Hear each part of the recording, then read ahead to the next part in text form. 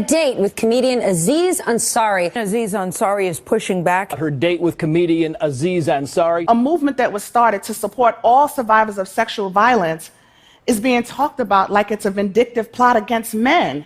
And as a man who does whatever he pleases, I've analyzed the entire earth, all of it, and realized all of the world's problems. I'm about to tell you the root cause of every single problem in the world. So buckle the fuck up. That's another thing too that girls grossly overestimate is that we care about your guys' opinion. People settle for like anything, like literally like, oh my God, he texts me good morning. Please. So both of you do OnlyFans. How much do you make, Nicolette? I make a lot. How much? I lied and cheated in school and my jobs, and that's how I got ahead. Exactly. You know how they try to trick you. They say, oh, cheaters never win, and losers never prosper. And cheaters never prosper, and don't lie, and karma. Everyone who is anyone that has something is a liar, a manipulator, a cheater, or whatever you want to call them. This is part 2 to our Gender Wars timeline series. Half of the discussion about gender wars is political and the other half is about dating. But anything that is related to dating ends up becoming political because, as second wave feminists said, the personal is political. Once again, this timeline is intersectional because it has to be for us to give a full view of what the gender wars look like from the first wave of feminism up until now. And in this episode, we are starting with 2014 in the Me Too movement.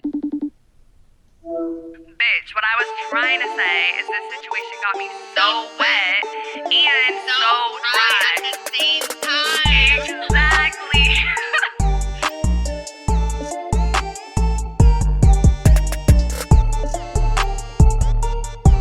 What's up, bitches? Welcome back to another episode of So Wet, So Dry. I am one of your hosts, Autumn, like the season. I'm trying to get back on my witchy casting spells shit, and I work in entertainment. And I'm your other host, Fiji, like the island, like the water. I'm ashamed to say that TikTok Shop finally got me, and I work in social media and marketing. If you're new here to So Wet, So Dry, what we do is explore duality through deep diving topics about sex, relationships, and personal identity, all where internet trends and reality collide. We do post polls over on our Instagram. It's at So Wet, So Dry. The O's are zeros, to give y'all an opportunity to have your voice heard and submit stories for the episode. So make sure you're following us over there. And whatever platform you're listening on, make sure you either subscribe or follow, like the video, leave a comment. The whole point is to keep the conversation going. So please let us know your thoughts on the episode. You can always email us as well at sowetsodry@gmail.com with any stories or episode topic ideas. And you can also give us a star rating on platforms like Spotify, Amazon, and written reviews on Apple. It would mean so much to us. So let us know if you do any of those things. So if you guys watched our first part of the Gender Wars timeline series, thank you. We had all intentions of doing the entire timeline in one episode, but we are in fact delusional. So we did stop. Now we're on part 2, and we do also have a part 3 coming out the following week after this, where we break down the timeline, look at the present moment, look at the political, look at dating, and kind of have a whole wet, dry, confused conversation about it. So this episode, if you are a loyal listener, we will not be wrapping up with what we're so wet, so dry, and still a little bit confused about the topic, because it's okay to be confused. Yeah, we realized that 3 hours actually wasn't enough, and we in fact needed about 9 to 10 to cover this whole topic. So let us know if you guys like series. I feel like it's a lot easier to break things down with so much nuance, like we have more time. So let us know if you like that, and we can do it again. Yeah, because guys, this outline is like 70 pages, and that's only with some of the images in there. We haven't even pulled all the images for both episodes yet, so I don't know how we were thinking 2-3 hours, but that was delusional. So we're gonna pick back up in 2017, and you know our timeline's a little bit like back and forth, so we do have a little bit of 2016 sprinkled in here as well. But last week, if you guys are tuning into this one first, I don't know why you're doing that. Please go back and watch the first one. But in case you didn't watch the first one, we talked about the first wave of feminism, second wave, third wave. We talked about the birth of the manosphere and the men's rights movement. And now we are much closer to present day, but you would be shocked how much has happened since 2017. I know, dude. What the Bro. So in 2017, we have the Women's March, and this took place on January 21st, 2017, the day after the inauguration of Donald Trump. And I know I went to the Women's March in Boston. You did too, right? No, I did not go. You didn't. I think didn't I went go. with your And old here's roommate. Yeah, you did. And here's the tea. Like, this is on me, like, evolving and learning and all of that. But my privileged ass, my mom, like, was going to Washington, D.C. to, like, march in, like, the march. Like, you know what I mean? Yeah, like, that's she where would, it was. she would. And I, like, didn't go. And, like, I don't know why or, like, what my problem was. But, yeah, we're learning. You know what I mean? Well, yeah, I mean, honestly, when we talk about it and the Yeah, no, it's activism like- that took place, not the worst march to miss. I mean, it was important, but... Right. It was revolutionary for its time. But it's like... For its time. But, you know, did everyone feel that way at the time? Like, did we just feel that way? Like, I mean, it was, but it's so complicated. And, like, definitely looking back now, it hits a lot different. Yeah, the white feminism was white feminisming, even though Me Too and everything was started by a black woman. Right. And Me Too was actually a movement that began in 2006, 2007 with Tarana Burke, who is a black woman. And then it didn't gain significant momentum until 2017. And it was kind of like spiraled. I don't want to say out of her control because she wanted other people to get like on top of it and behind it, but she wasn't credited for a lot of it, even though she is the person that started it. It was co-opted by, of course, a lot of white women. And there were over 4 million participants across the world. The march emphasizes intersectionality, supposedly. I don't know if we did a great job of that. And advocacy for issues like reproductive rights, LGBTQ plus issues, and racial justice. So it was kind of like a march for everything because Donald Trump was elected. Right. And there were so many intersects between what was going on. But the foundation of it really was in Me Too, which if you guys don't know, in 2017, the Hollywood producer Harvey Weinstein was exposed for using his power to sexually harass countless women in Hollywood. And a lot of the credit for Me Too is generally given to Alyssa Milano, who helped popularize the hashtag Me Too, even though Tarana Burke started it. Right. And she tweeted, "If all the women who have been sexually harassed or assaulted wrote Me Too as a status, we might give people a sense of the magnitude of the problem." And in less than 24 hours, 4.7 million people engaged in the Me Too conversation, with more than 12 million posts, comments, or reactions on Facebook. And then after that, there was also the Time's Up movement, hashtag Time's Up, in like 2017, 2018, that was also created by a lot of Hollywood women to combat sexual harassment in the workplace. And it was, I mean, when we think about how it started, it was women in Hollywood. Right. So it was a lot of like very rich, elite women, and it had been a problem that was going on for like a really long time. Like, I love Courtney. You know who Courtney Love is, right? Yeah. Yeah, Courtney Love had a video in the 90s where she was saying, like, be You love careful. Courtney Love. Yeah, I love Courtney Love. And people want to hate on her and demonize her and, like, whatever, but she's been that bitch. Okay. And she had a video in the 90s where she was being interviewed, and she was like, girls, like, this is a tip. Like, don't meet Harvey Weinstein. If he ever asks you to go back to his hotel room, don't. Wow. So, like, there were people speaking on this before, right, but it didn't come to, like, a surface where everybody was speaking out about it until around this time. And this is also when, like, Donald Trump's grab her by the pussy, like, remarks were leaked from his conversations. Yeah. I know. And, like, we lived it, but it's like when I think back about Me Too, like, I really do think about, like, Harvey Weinstein. Like, that is what comes to my mind. Yep. But it really was like such a crucial moment, like, because of the election. Like, I don't realize that it had so much to do with that as well. And, like, one of the other things, like, I always think of, it's like Me Too was supposed to include men, like, blah, blah, blah, blah, blah. But it's like, it didn't really, like, feel that way. It did feel like, I mean, it was called the Women's March, no? Like, well, so it's weird because the Women's March was technically like post-election. Like, okay, they're different, yeah. But they're like, because it's like the pussy hats that grab, those were in direct opposition to grab her by the pussy. So it was like, it was just a time where we were having a broader cultural conversation about sexual harassment, rape, etc. So I'm grouping it into the same timeline, and I'm not getting into the nitty gritty of like what exactly like it feels transpired. like that in my brain though. Like it does exactly. feel It kind of like meshes together. Yes. And how you said about the men thing. Another thing I wanted to know was Terry Crews. Okay. Remember, Yeah. he was sexually assaulted. He was groped at a party in 2016, but he did not report the incident for fear of retaliation. And he is like a very tall, big, strong black man. And he was like, you know, what are people going to say if I come out with this? And he was right, because people treated him like fucking shit. Right. And who had done this was Adam Vanit, who was the head of motion picture department of the talent company William Morris Endeavor, WME.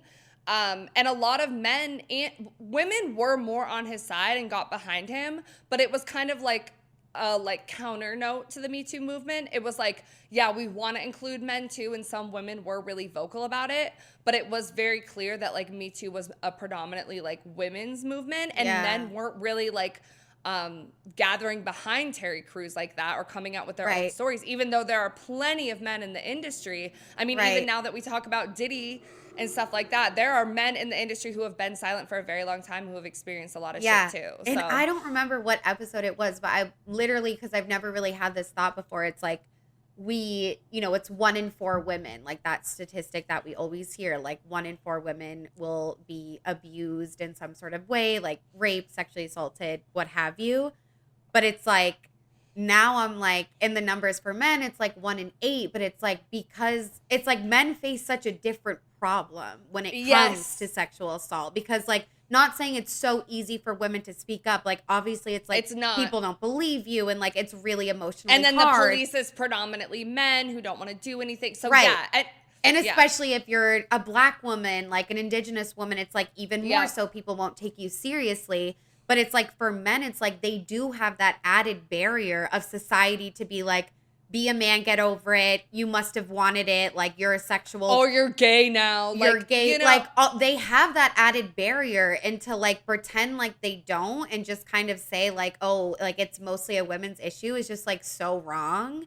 Right. And it just makes me think like the statistics. I'm like, I wonder if the 1 in 8 is even accurate, because how many men stand up for themselves? Because how many women don't say anything? They don't. And it's still 1 in 4. So it's like, I know. Yeah. And that's why it's really interesting when we think about even last week when we were talking about the men's rights activist movement and how like one of their core issues is domestic violence and sexual assault that men face from their partners. But it's so confusing to me, because if that's really an issue that you guys claim to be behind so much, why did you not join in the conversation during Me Too behind someone like Terry Crews? Because he wasn't the only one. There were a couple other men, but he was just the biggest one because he wrote a book about it and did like speaking engagements and stuff as well. Yeah, and he's huge. Like he's Terry Crews. Yeah, like, exactly. Like he's so well known, like all of that. But it's like, that's why I'm finding it like I want to continue to have empathy for men and pay attention to men's issues, and especially men like Terry Crews who are like joining the movement and speaking out and all of those things.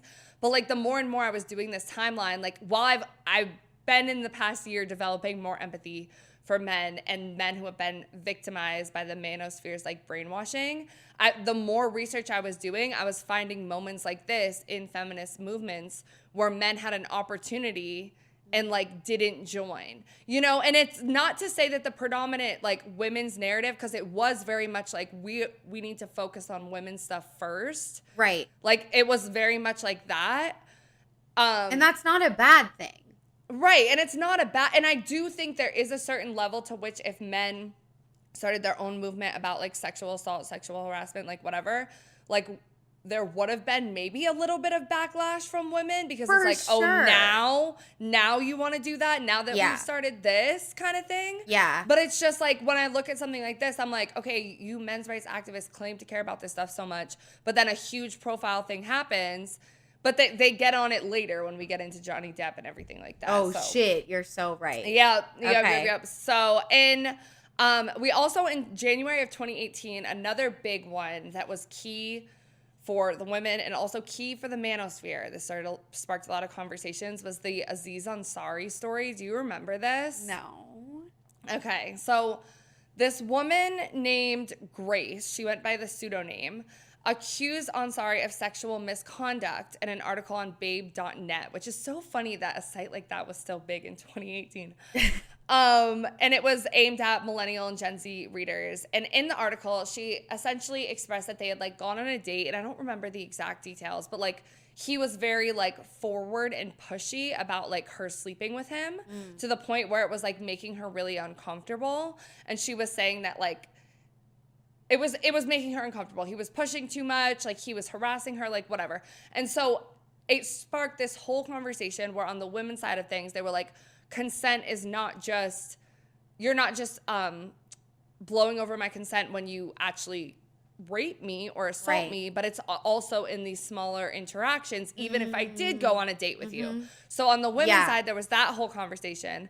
But on the men's side, they were like, well, what the fuck can we do anymore? Like, she went on a date with him. Oh, God, yeah. What is da-da-da-da? And like, this one was, like, and when we get into, like, later, I think more probably next week when we talk about what's going on, like, currently, during Me Too is when a lot of men, and I heard this from all the men I was around, family members, friends, like, whatever, became afraid. They were like, oh, you do anything, a woman's gonna accuse you. In this case, like, Aziz Ansari was really, like, the catalyst to that kind of, because a lot of people looked at it like, okay, like he was doing a little too much, but is that the same thing? And it's still a part of the, like, it, huge. Yes, we still need to have that fucking conversation. Yeah. You know? Like, so but it's like, cool, like, not cool, but it's like to pinpoint like when that really started, because it really is so prevalent today. And I feel like it makes like feminists and like women like so angry. Like it makes me angry, like when men say shit like that, when they're like, oh, we can't do anything anymore, like in that sort of thing. And like I do feel like that fueled the gender wars just like even more. Like as I did, it makes me so angry. And I know like we all felt so angry and we still do, but like even back like that time, like 2017, it's just everything felt so heavy. But it still I was does, thinking about that, like I was watching that show, that Later Daters show that I told you about with the older couples on Netflix, and I forget the woman's name. Comment, guys, if you know, but she's the one with the white hair. She's really pretty. She's on this date with this dude. She like kind of likes him. She like kind of doesn't because he's not like a Bulldogs fan. Like I don't know. And on their way home, like he starts to be like, oh, like I'm really like attracted to you. Like I would never have a threesome though. Like he starts to make things sexual. And this is their second date. Like they were like, they had kissed and stuff like that. You can tell she's into him. But I was kind of getting like the ick, like cringe, because I could tell that she was uncomfortable. Right. But at the same time, like she wasn't saying anything. And I feel like he thought it was normal because like they're on a date, their second date, like they like each other. Like he's just trying to like make things spicy. And I feel like that is a situation that like happens a lot, and I think I've gotten a lot better the older I get, where like if a guy is like coming on to me and it makes me uncomfortable, like I will just say, you're making me uncomfortable, like literally stop. Right, you know. But like even I think it was our sex positive feminism episode or something where we were talking about consent. It's not, I think it's a conversation on the women's side of things too, to speak up in those situations. Like not to like blame the victim, but we need to like have those conversations, I think, like amongst women about like being more comfortable speaking up and like knowing when our boundaries are crossed, because sometimes we don't even know. Like sometimes it's like a guy is doing something weird, you feel a little bit uncomfortable, you play along, and then you go home and you're like, that was fucking weird. Why didn't I say anything? Like that was sexual harassment. And it was, but also we didn't say anything. Right. You know? And that's what she talks about in that Sex Will Be Good Again. That's the name of the book. Yeah. So like conversations like that, I think are important just on the women's side for us to continue having.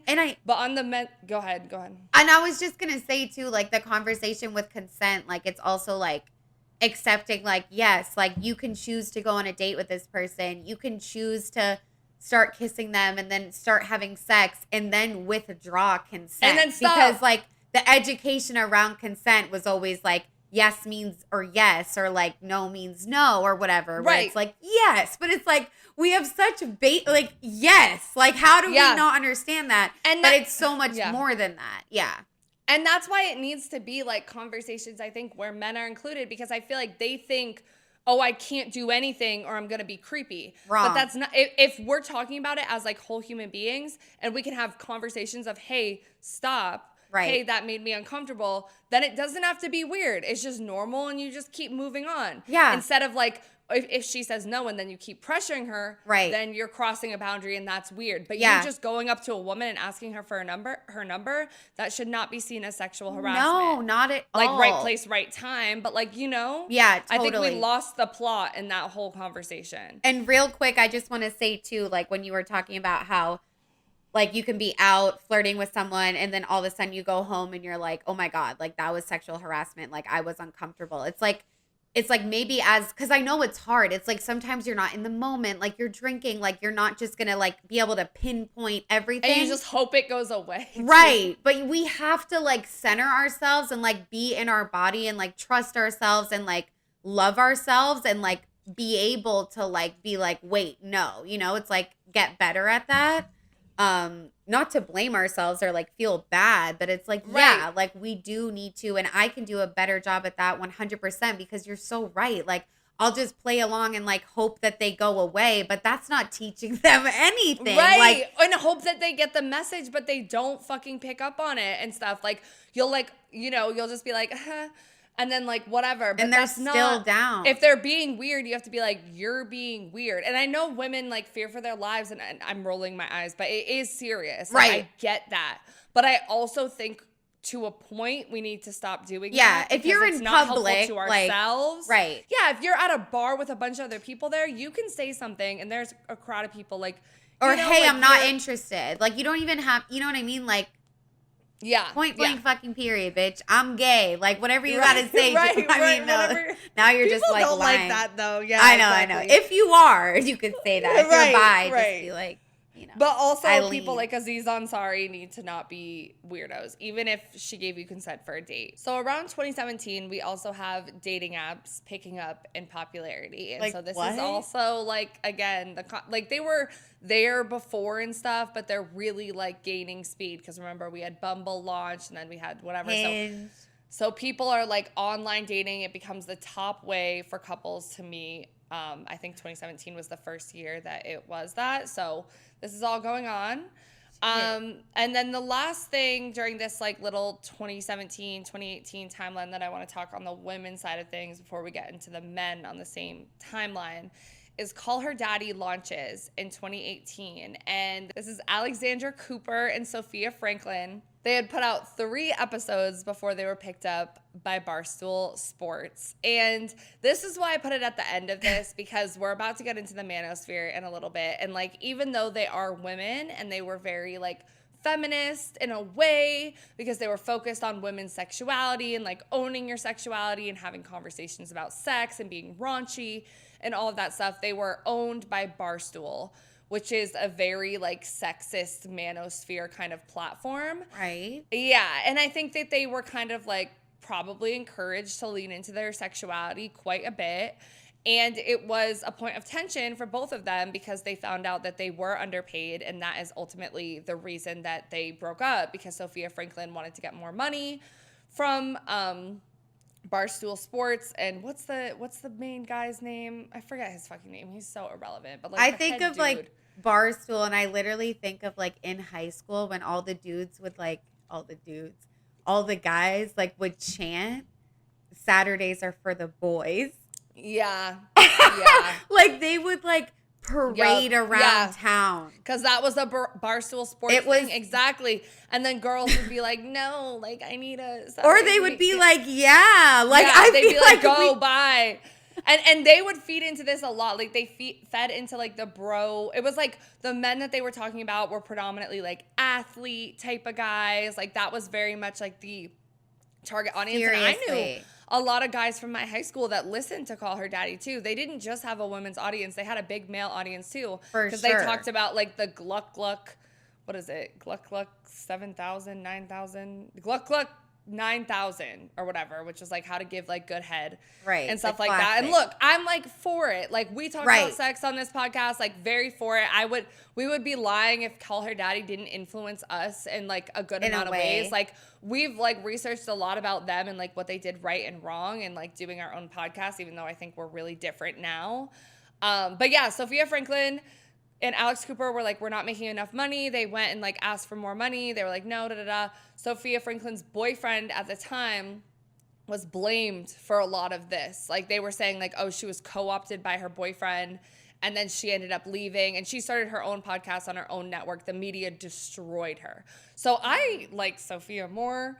Yeah. Honestly, I still like Alex, but Alex completely rebranded when she got her Spotify deal, and then now she's on her own network, and she's like very much like girl boss. Like she does it, like she still has conversations about sex, but she's married now, and it's not as like, she gives like wine mom, like she's not doing anything crazy anymore. And it's weird, like the way that she like asked people, like some of her interviews that she asked people about sex, it almost feels like to me like she was always playing a character, and that was never really her. And this is like maybe the real her. Yeah, but even in our was it trauma dump? Yeah, our trauma dumping episode, she talks about how she was embarrassed about a lot of the things she said in the past and like the rebrand. So this is like a weird point in history because women are becoming more like sexually free, sexually outspoken. They want to just like fuck and not have any strings attached. They're liberated, which is very counter to like Me Too. So like all of the men are very confused during this time, and like women are as well, because we're like, oh, you know, we got to pay attention to consent and like all this stuff, but also like we're down with the situationships. Like we haven't moved to the point yet where we're decentering men and we're cutting off relationships and all of that. Like we're in this transitional period, I kind of want to say. Yeah, and I also like remember from that episode, Trauma Dumping, where we talked about how Barstool like definitely did heavily pressure them because the views were going so high. So it's like saying this was a big thing during this time period. It's like it really was like they were like driving the internet with this shit, like how to suck a dick, gluck like that was like you didn't see that, like to my knowledge, like that was like not the first time, but like it was definitely like very. And now I feel like if someone did that, it's like not it's normal, every other but it's like every other podcast. Like I feel like they really did pave the way in a lot of senses. That's why they for, were like, the first dating and 3 relationships. episodes. Podcasts. Yeah, like they were like the first before, and then men started copying them and kind of doing the men's side of what that is, and then whatever. So yeah. So we have Call Her Daddy, and then in 2016, I also want to know, before we get into the manosphere, because I'm not really including this in the manosphere, this is kind of more aligned with Women's March situation, but it's still a men's thing. Okay. Colin Kaepernick does his protests during an NFL game. He's a quarterback, and he knelt during the national anthem. And if you guys remember, white men were fucking pissed about it. Like, I know plenty of white men. I was a senior in high school during that time, and I remember my ex's dad was like, oh, he's disrespecting the fucking whatever. Like it was so many, it was like such a point in conversation. And it's like, once again, we come to the whole, and it's not just men because it's on the women's side of things too, but I think women had become a lot more intersectional by this period. They were still doing the white feminism, still doing girl boss feminism, but they were bringing in more of black women's issues. White men, we consistently see, are like ignoring black men's issues, and they're not behind this at all. Right. Because you think about like the horrible like white old dudes that fucking die for football. They definitely voted for Trump, and it's like you and I and like a lot of other people, like that's like revolutionary. Like that was like fucking incredible. Like the NFL is like American culture, and so to have that like be represented and like force people to fucking think about it when, you know, privileged people, it's like they don't want to think about it, they don't think about it. Like that was huge. But yeah, it was like it also showed us like the rage that people felt for something that was like so necessary and like so just like innocent, you know, like he's fucking kneeled, like damn. Right. I remember it was like a big conversation of, oh, respect the people in the military, like, oh my God, respect the race of people that built this fucking country and never got reparations or anything from it. But moving on, also in 2017 to 2018, we get the manosphere picking up. But first, in 2016, Jordan Peterson publicly opposes Canada's Bill C-16, arguing it compels speech regarding gender pronouns. So this is kind of what thrust him into the manosphere public eye as like being against like trans issues and like gender issues. Okay. And he claims to be, and I think he is, as far as Andrew Tate and Jordan Peterson go, Jordan Peterson is on the much less hateful side of the manosphere, but he still pushes a lot of toxic ideologies, particularly about trans and non-binary folks. And like he'll like pin himself as this like established, like esteemed, like whatever, because he was a professor and like all this other shit. But this is kind of the first time we see him start to talk about gender issues in a way that's toxic that the manosphere is going to grab a hold of. Right. Because the pronoun thing was huge too. Like I remember like in school, it's like you start like some teachers would like, we would say our pronouns. Some teachers like we wouldn't, but like it was like starting to be a conversation. Like I learned what like non-binary was. I think like this was like my senior year of high school in 2016. Yeah, same. Yeah, it was becoming a thing. Back in our last episode, we talked about in 2015, Caitlyn Jenner and trans rights started to become a thing. And there was the bathroom bill debates going on in 2015. And so this bill that he was opposing is like right around the time after that. And it was such a hot topic that it kind of like puts him into the mainstream media. Right. For guys to piggyback off of. So we have Jordan Peterson.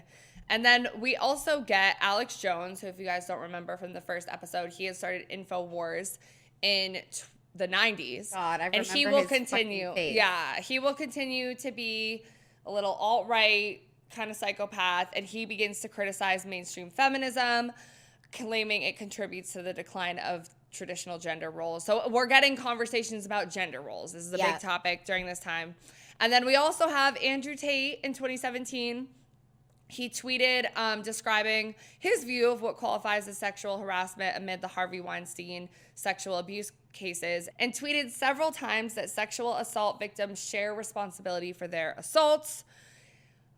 He also said depression isn't real and that women belong in the home and can't drive and are given to the man and belong to the man as a man's property.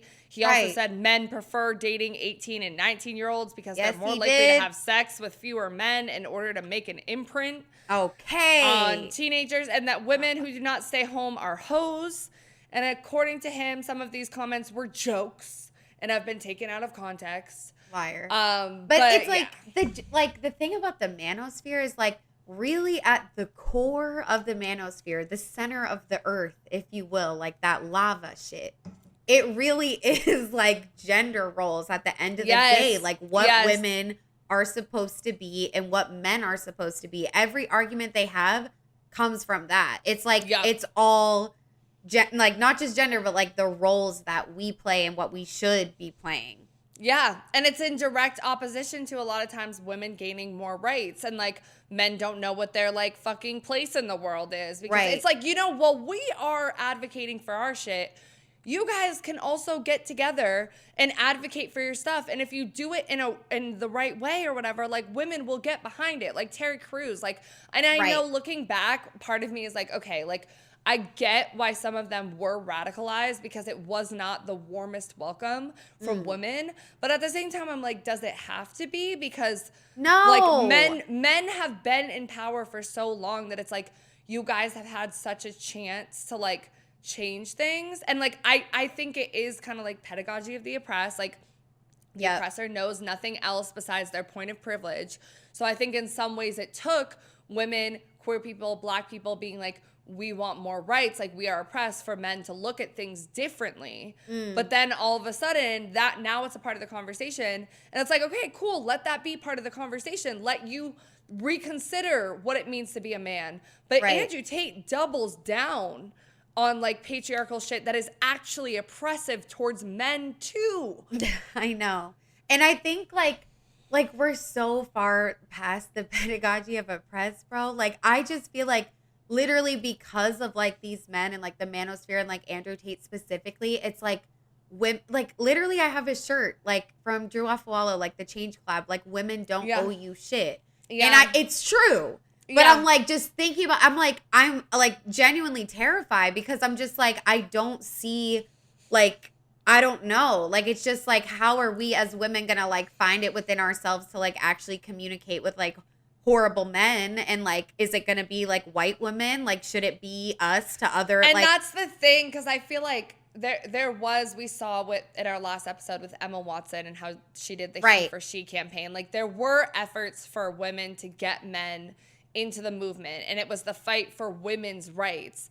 And it's like, okay, do we need to go into the men's groups and talk to them and help them? And like, unfortunately, in my mind, sometimes I'm like, do all of us need to be doing that? No. But do some of us? I feel like they are so fucking helpless and clueless and lost. Right. Because most of them are looking at Me Too and everything going on, and they're like, their whole world is fucking shattered. They're like, I can't hit on a woman. I'm going to get accused of something. Right. They make more money than me now. They have more college degrees. I'm just so oppressed. Like, their view of it is wrong. And like, no one is, and because they don't know anything, like no one's explaining it to them besides these men that are taking advantage of them. So it's just a little bit like, it's fucked. And I feel like the rhetoric right now, like in 2024, almost to be 2025, it's like, who gives a fuck that they're hopeless? Like I said in like 20 episodes ago, like read a book, like whatever. Right. But it's like, that's not like intersectional activism though. And at the end of the day, they're not going anywhere. And it's like, we have to live, and it's not working. Right. Yeah, we've been saying like, fuck you, you're trash, read a book, do this. Like, I'm not explaining it to you. I feel like that's what this time period was very much about. You know, like the only time they were like welcomed into the conversation, like Call Her Daddy had like a good amount of male audience, but that was just purely like sex. So it's like, again, like men are only like, it was sex work in a way, low key. Like with your words. Really was. It really fucking was. But yeah, so during this time, we also get the Joe Rogan Experience becomes a primary platform for men's self-improvement. So it had started before, I believe it started before 2018, but in 2018 is when it gains like real mainstream popularity. Right. And reached millions of listeners per episode. That is insane. Like, guys, like we just got our Spotify Wrapped. Yeah. And I was shocked. Don't tell them. To see that the other top podcast that people listen to besides ours is Joe Rogan. And I always think when we're doing these episodes that I'm speaking to a little echo chamber of people exactly like us. But I love that I'm not. I feel like we're like really not. Like we're really not. And that makes me honestly feel better, because it makes me feel like we are having more of an impact. Like I want to welcome people with different views into the conversation, because an echo chamber I don't think is like as productive. And we haven't done that in the past. And where is that getting us? So it's like, yes. Right. But at the same time, I'm a little bit like, our podcast next to Joe Rogan, like I hope like that looks we're not weird. the same. It looks a little bit like weird. But it is the number one fucking podcast on Spotify. So like, what are we, millions of listeners per episode? Like, it's people that aren't full alt-right, because he's not full alt-right. I was gonna ask manosphere. you, like, he claims, and what a lot of his true listeners will say that love him, right, is that because my brother used to be into him, and I remember being like, what the fuck? But now he's not. Like, he got off of it. Like, he said he'll listen to an episode occasionally if the guest looks good. And honestly, I think I need to start listening to this podcast. Like, who, Joe? Why do I always want to say Joe Grogan, bro? Joe Rogan. Yeah, because I wanted to listen to his one with Donald Trump. Like, I feel like I should listen just to know what's going on, not whatever. But like, I know that's another thing. We can't just not watch. Like, even though it's fucking hard and painful, it's like that's another thing. Like with myself too, it's like you can't, like, you just can't do that. You need to like know what's going on and all that shit. Right. Like, you can't build your opinions off of just like news and media. Like, you have to engage with the content as well, which like I've done for this episode, and I'm pretty sure I still stand where the fuck I stand. But I didn't with Joe Rogan. But like, a lot of his audience will claim that he has, you know, people on the left on, people on the right, people in the middle. They say that Joe Rogan is very in the middle, and that he just questions everything, and that he looks at things from all views. And like, you know, again, I don't listen to him, so I don't really know what I can say. But like, the things that I've heard, and also like it coming out how many times he said the N-word, and some of the things that he said about gender, and like some of the guests that he's platformed at all on his podcast are alarming. Very alarming. I do want to say, though, guys, this is just like side note real quick before I keep going. I was using ChatGPT to organize the content for this episode. And when I was doing this part, it put in there that Joe Rogan had Andrew Tate on his podcast during this time period. And so I had that in the outline, like Andrew Tate was on Joe Rogan's podcast. I went to go look for pictures of it because I wanted to have that in the outline. Andrew Tate was never on Joe Rogan's podcast. There was an AI version of Joe Rogan's podcast that created a fake episode, like a deep fake, with Joe Rogan and Andrew Tate. And this is what is terrifying about AI, because it will rewrite history. Because I was having it organize a timeline with Andrew Tate and Joe Rogan. It combined it. It found on the internet that there is an episode that exists that's written by AI, but said it's the Joe Rogan experience. So be fucking careful. That's scary as shit. Yeah, really fucking scary. Thank God I caught that. But yeah, he talks about self-improvement, men's rights, traditional masculinity, gender roles, a whole bunch of other shit. But that's his contribution to the manosphere. And then in 2018, we also get Jordan Peterson publishes the 12 Rules for Life, an antidote to chaos. And this is a global bestseller offering practices of advice centered on personal responsibility, discipline, finding meaning. And this is that theme of self-improvement that we see constantly in the manosphere. And like, again, when we talk about the pickup artists, like we did last week in self-improvement and fitness, the ways that people get into the manosphere, self-improvement for men is one of the top ones. And it just makes me so sad that like so many of like men's options for media and like role models end up becoming, because if it's not someone like Jordan Peterson or Joe Rogan or Andrew Tate or it would be someone more like Terrence Real or like other like male feminists, but they view them as like more feminized, you know, based off of like who they're in conversation with and like which is who so it's dangerous. marketed to too, because the marketing industry, the publishing industry, streaming industry, all of that plays a big role in how this media is perceived, like received, because they create a target audience. Right. And it's just like, it's just so fucking toxic. But it's manipulative, yeah. Right. But I did want to know also like other things that were going on during this time. Our boy Justin Baldoni, which we talked about, the movie It Ends With Us in our Dark Romance episode. Okay. He has been doing things for quite a while, talking about unlearning his masculinity. He did a TED Talk, Why I'm Done Trying to Be Man Enough, in 2017. And then he has a book called Man Enough, Undefining My Masculinity. Nice. Terry Crews also had books as well. So there were men that were speaking out against these things. They just didn't get the spotlight, at least on the men's side. Yeah. Because women were celebrating this. Right. Men weren't really celebrating this. Which it's like, it's good for women to celebrate it. They need that. But at the end of the day, it's like, okay, men, now's your time. Like, this is a direct correlation to your experience. Like, yeah.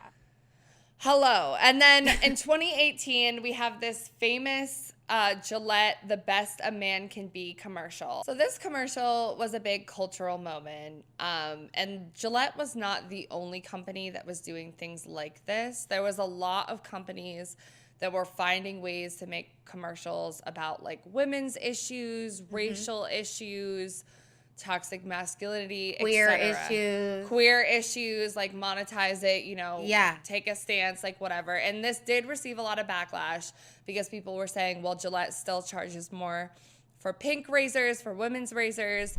So like, are they really behind what they say they're behind? And then there's also like a whole thing about like ethics with like deforestation and like a whole bunch of other stuff. Yeah, with the company, right? Like with Gillette. With the company. Yeah. But I don't know, this commercial pissed off a lot of men as well in the same time. So it's like, while part of me feels both ways about it. I'm like, is it fucked up for this company to do this in a lot of senses, especially when they're still charging more for women's products? Yes, and they have a lot of issues. But also, would a conversation about toxic masculinity hit mainstream media in the same way on a regular commercial had it not been for this conversation? And it pissed off a lot of men, because when you think about it, so many men use Gillette, use razors. Shaving is a very like masculine thing. Like, whatever. Know. They're a big man brand. Right.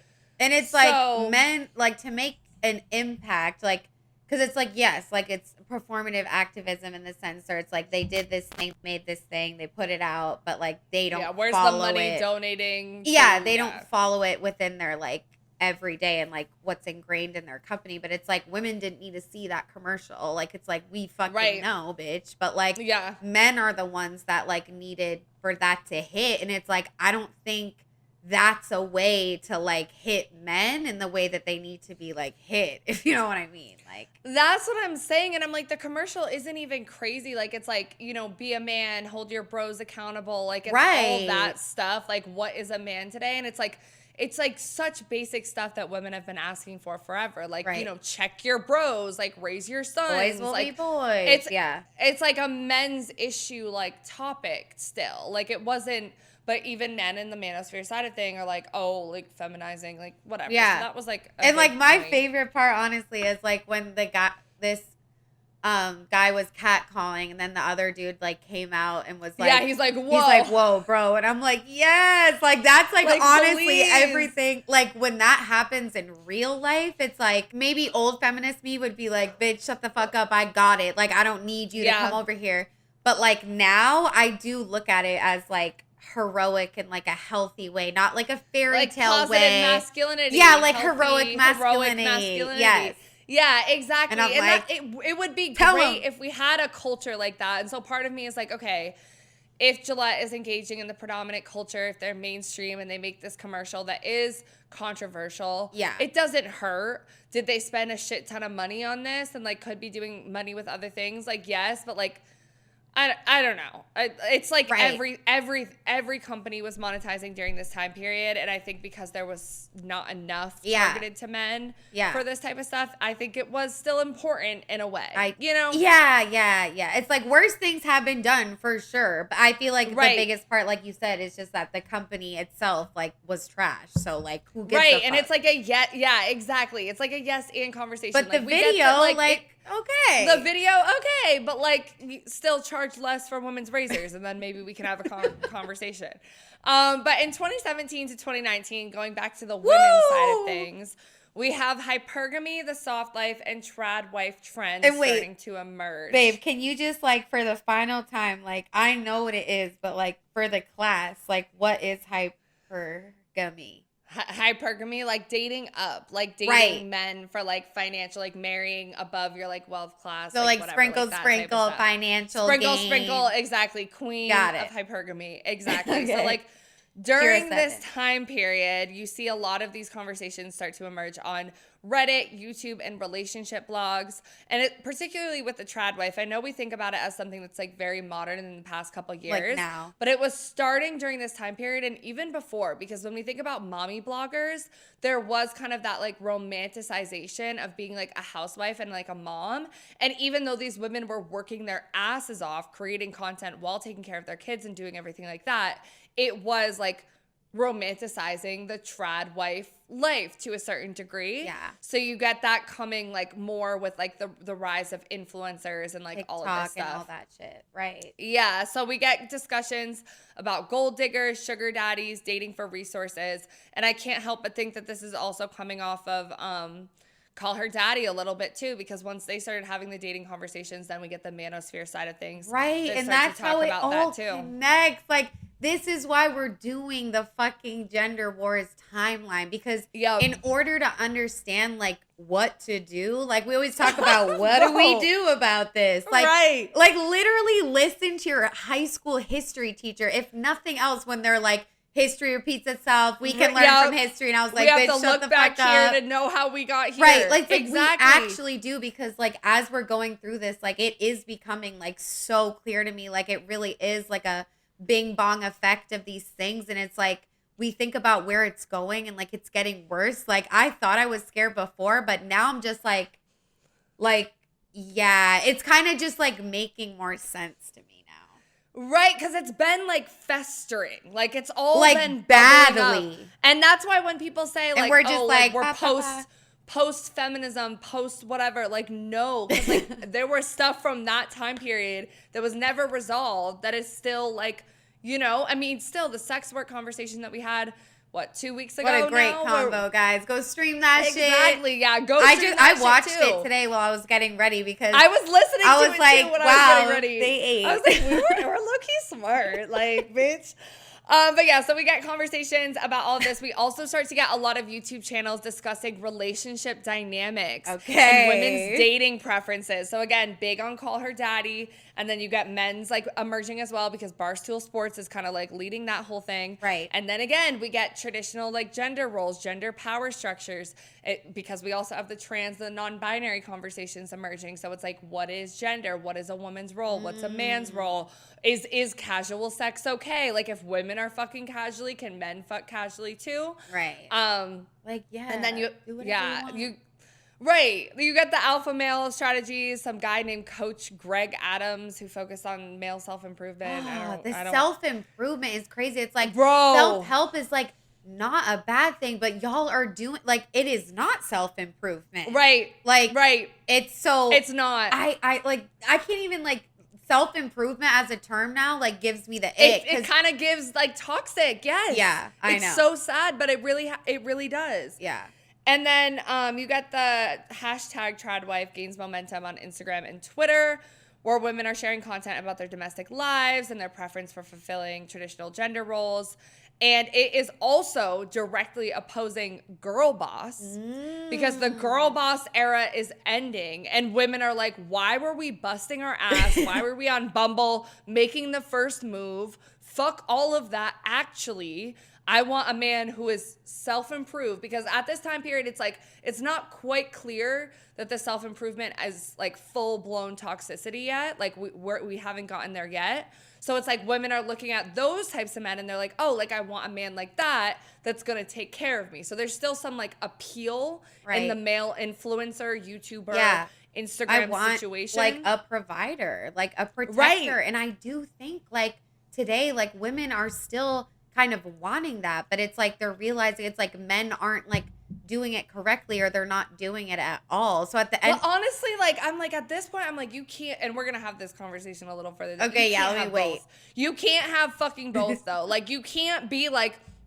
fuck gender roles, but also I only want a man that's a protector and a provider because then you are again dehumanizing him on the basis of his masculinity and like you know you can say that your preference is but it depends on how you talk about it. It's so nuanced because like if you only see, but whatever, we'll get to that. Well, yeah, sorry, I'm jumping ahead. Yeah, so and then we also get the soft girl life starts to emerge as well, which and all of this is the boss babe. It's again against the boss babe lifestyle. And all of this is leading us up into where we're going to get like SheraSeven and all of that stuff too. And OnlyFans, which is coming up. Yeah. So, in 2020, so this is again, our timeline is kind of like bouncing back and forth, but I'm breaking it up. So in 2020, the pandemic hits. We also have the Black Lives Matter protests after George Floyd was murdered. And then feminists participate in these marches quite a bit. And so it becomes more intersectional. We're talking about economic equity, police reform.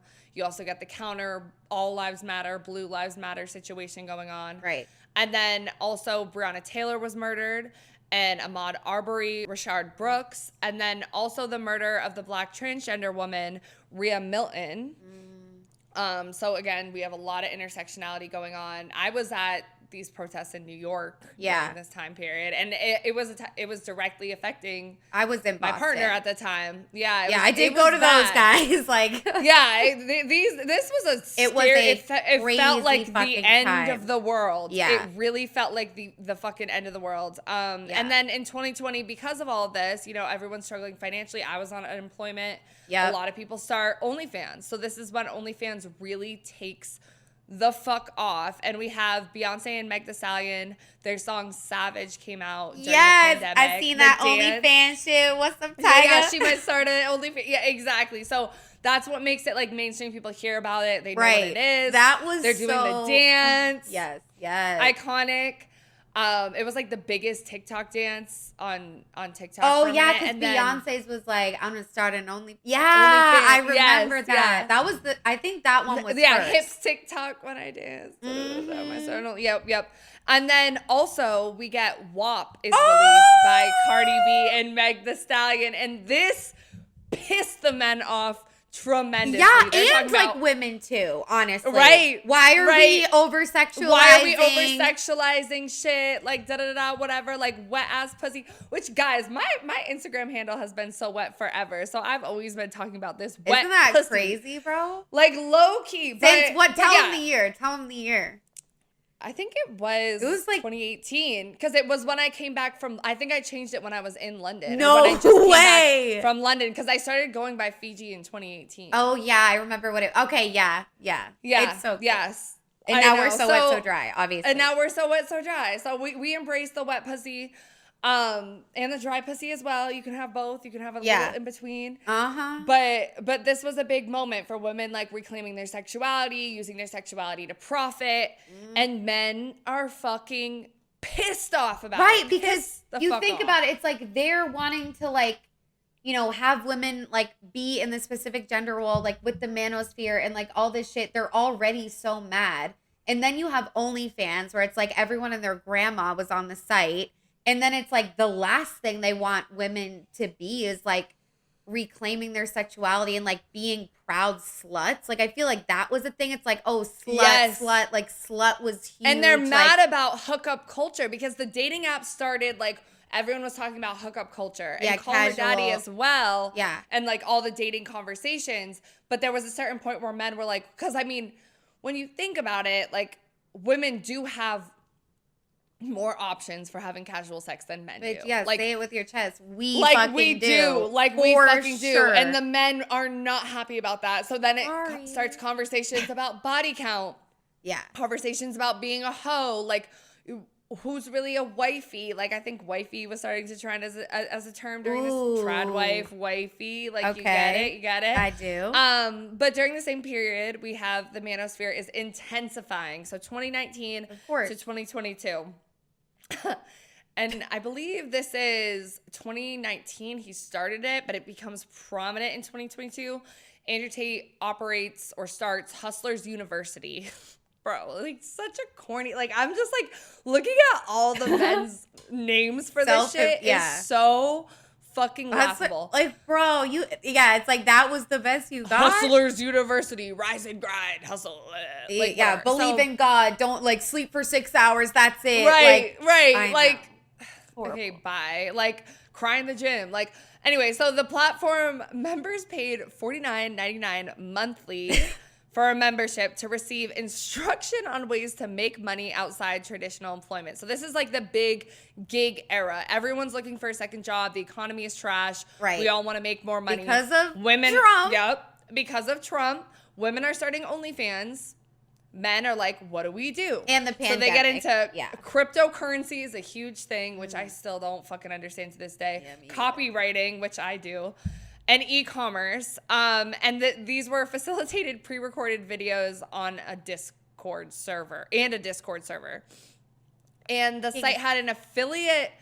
Yeah, Discord just. It's always like those scammer. They talk on Discord because it's like something about the government. Like if that's like a safer they can't place, track it, right, bro? Why is that such the culture in this? No, shit? the It's amount like, of dudes you I've would known really with think Discord. that they're doing like FBI fucking. All right, let's relax. You literally just scam someone for $50. Take a deep breath. But the site employed an affiliate marketing program also, where members received a commission for recruiting others to the platform. So that's how like marketing is working because they're getting paid to bring more people on. They're like, bro, you got to check out Hustlers University. Like you're going to make so much fucking money, bro. And then in 2022, Tate became huge because he encouraged everyone to post videos of him to social media. So instead of like us taking our little fucking TikToks that take us so fucking long and posting them every day, he was like, you know, he's going to do that, but fuck that. I'm going to encourage my audience to make clips of me and promote them throughout social media. So that's why you get a bunch of little like Andrew Tate accounts like flooding the internet. Right. Which, guys, if you and our audience want to do that of us, pick the good clips, but yeah, they will. It'd be nice. Yeah. Someday. So he starts to do that, and this allowed him to get around bans because he was facing bans on social media at the time. He was being deplatformed for his misogynistic, transphobic hate, all of that stuff. But because it wasn't him, it was other people posting it. he was able to get around it. And in 2022, the platform had around over 100,000 subscribers. And then it was rebranded as Hustlers University 2.0 and then Hustlers University 3.0. Yeah, and then they had like a whole like fucking like controversy with Stripe, the credit card company, because they pulled out because of like controversy. But anyway, it was accused of being a pyramid scheme and being a total scam. So like, you know, no fucking surprise. Right, and it's well known now that it fucking was. Like, it was the ultimate fucking scam, like preying on dudes that like are fucking hopeless, whatever, and now we have male loneliness. Like, it all goes together. Right, and when we talk about, like, in the last episode, remember we talked about Andrew Tate's webcam business? Yeah. In the background, during this whole time, he is running a sex trafficking ring. It's not and funny. A fucking it's not funny. Webcam. No, but it's insane. not funny. It's fucking, because it's like, bro, scam artists manipulating vulnerable people. Like, that's why it's like, again, like, I fuck these men. But also, like, we can't even completely blame them all the way 100%, because they are being manipulated as fuck. Like, brainwashed, rabbit hole. Right. When they don't have a lot of places to go. Right. That are like men. They're like, I want extra money during the pandemic. I need an extra gig. I want to hustle and grind. Like young, I want to be like, fit. They're like 18. I want a little bad bitch. Like, that's all of and that is what he's too. promising. Like, yeah. That's what they're fucking promising. So that's all going on. And then in 2019, too, as Andrew Tate is gaining his traction, we have Fresh and Fit emerges onto the fucking scene. And this was like, yeah. Bro, this is Myron and Walter Weekers. He goes by something else. I don't know, and I really don't care. But they actually started, Myron, like, used to work in, like he used to be a cop or like something like that. And then he started his channel as like a fitness channel and a self-improvement channel. Again, that's what it started as. And then slowly you start to see him get, have more videos. Like, I have screenshots right here. So the first one we start to see is how to pick up girls in the Bay Area, 10 habits that make you low value, porn star interview. We have how to become a high value man, how to run a long-term relationship. Like, what? Right. Oh, how to run long-term relationship game. Whatever the fuck that means. Like, bro, love her? Like, I don't understand. How to approach women online. Like, and these guys clearly don't know shit, but like, they think they do. And this is in a time where, like what we said, the Me Too movement, men are feeling scared to like approach women, interact with women. Yes. And here you have a video that says in the how to approach. Like, what do you think's gonna happen? Like, and it's this fucker knew that. Yep, and he progressively or maybe he's not that, like, I don't know. Worse. Maybe he's not that and he smart. had Kevin Samuels on his platform too, which Kevin Samuels has since passed away, but he was an internet personality and image consultant. Like, guys, we were just making up businesses.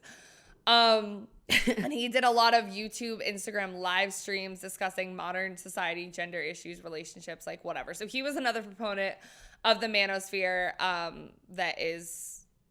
that would go on their channel as well. So they were like doing it at the same time. Right. And some of his like weekly or Fresh and Fit's weekly episodes were like Money Monday, Wednesday was Red Pill Wednesday, or it formerly was Womanizer Wednesday. And then you have Friday is Fitness Call-In Friday. Like, bro, I cannot take this shit seriously. Like, this shit is so fucking corny. But yeah, so we have these guys. And I also looked up, let me like check again how many subscribers they have right now.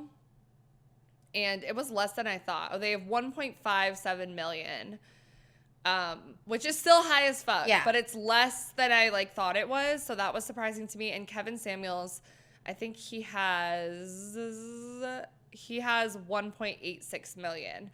But he's no longer producing content because he passed away. So around this time period, because of these lovely gentlemen, we get the concept of high value men and women. Lovely. So how would you describe a high value fucking man or woman? Like, how they like describe the real? it? Because Okay. Yeah. I would say, like, I feel like for I know better for a high value woman, which is like someone that like adheres to like domesticity. Right, it's questionable, right? Because I've seen some women say That's all I because, said, like, and you got it. She's a boss. But then I've seen other women be like, it's because she provides high value in the kitchen. Like, maybe it's both, because it's like, she is a boss. Like, she has her own thing going, but like, it's very quiet. And like, she doesn't like really advocate for herself like in any way. Like, it's just like, it's almost like something that's like not possible, kind of. Right. It doesn't like, make it's like any you can't be fucking out sense. there too much. Like, how much can you really be a boss? But it's like, yeah. And you're not a hoe. You cannot be a hoe. Yeah, you cannot be Body a hoe. count has to be 1, even if you're 30. Like type 0, honestly. Like literally -3. Be like a 26-year-old woman, but with a 16-year-old pussy. Like, and low-key a BBL, but like you can't wear depending, clothes. either a BBL or thin as fuck. Like, or like a skinny BBL, because it can't be like too obvious. Yeah, like, definitely it's weird. not. Yeah. A natural BBL that doesn't exist. Yeah, yeah. So that's a high value woman. A high value man. Like what? That makes money, that works out a lot. A provider, protector, I Praise guess to is God. what they say. But their whole argument with Andrew Tate and Myron and Fresh and Fit and all them is like that a man is the value or something, so he should have Like, he doesn't have to hoes and do like shit, never really? commit. Yeah. Never commit because these hoes aren't worth it. Yeah. Is like the mentality. Yeah, like never really like commit to a woman, like trust her fully, and like never look at a woman like she's your equal. Like, it's always just gonna be a woman, and like even if you're married, like she's still below you, and like you could still toss her to the side for some young. Because it's like, yeah, it's like she will not, and it's. The But whole she should fear deal of with it if you cheat. Yeah.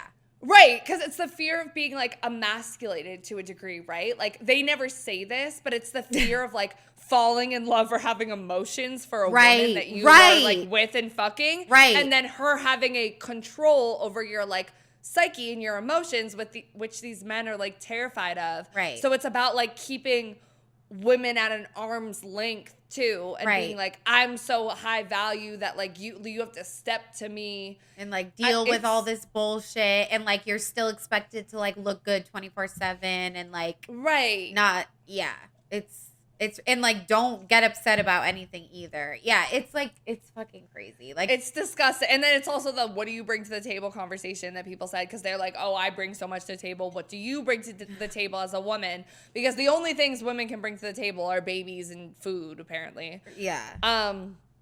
But yeah, they align with traditional femininity and traditional masculinity. This is so like they want women to have grace and nurturing behavior and beauty and self-improvement. But also they want to like kind of beat the fuck out of her, because they like want to treat her like such shit, but she's expected to still be like nurturing. But women grasped onto the topic of high value women and high value men as well. Like we see that come up a lot. And I wonder, do. Did it become, I'm like culturally thinking, it's like maybe men are watching these bullshit podcasts talking about high value man that fucking Kevin Samuels came up with and Andrew Tate, whatever.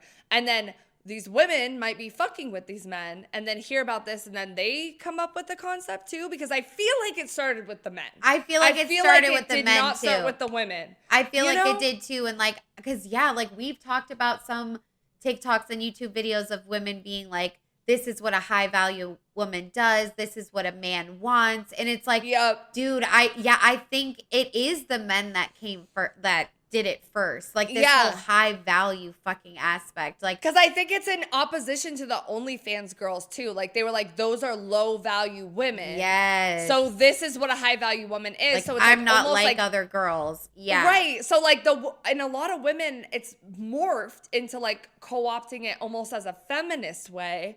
But like to me, it's rooted in a lot of pick-me ideologies and just and like misogyny. Yeah. Yeah, like, because it's like, oh, I'm thing. better than these other women because I'm pleasing what this man like wants of me. Like, and you know like what that's I'm what patriarchy does. And like to an extent, we've all had moments like that. Like I've had moments like that for sure. Like oh, my I'm not like other girls. like my ex's new girl. I'm like, oh, well, she has this, but it's like, like I've definitely felt victim to that, but it's like so horrible. We all have. Not victim to it. Like I've done that shit. I mean, yeah, because you're brainwashed in a way. Yeah. This is the predominant like culture in society. Because you think you need to be like that for the man to like fucking want you. At least the men. Right. Like, yeah.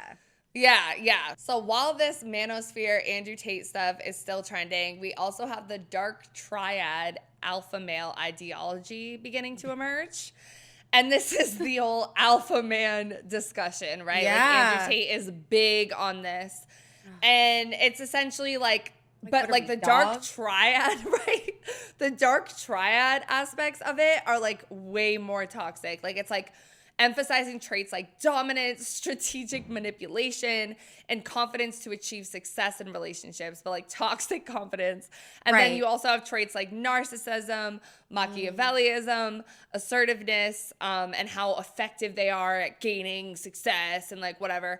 And it often overlaps with the pickup artists, right? Because it's about like manipulating strategic stuff to like get women, which I'm like, what are we like? Why are so much like what they're going over here this way? Like, why do you guys have to go so many routes? Like just like and I get it because like as women we do similar shit when we think about like how we're gonna like we're gonna like play hard to get and like we're gonna like whatever like in ways like, we're trying to manipulate we're trying to manipulate them in a cute way, but they are like trying to manipulate us and like conquer us, break us down, like you want to kill us way.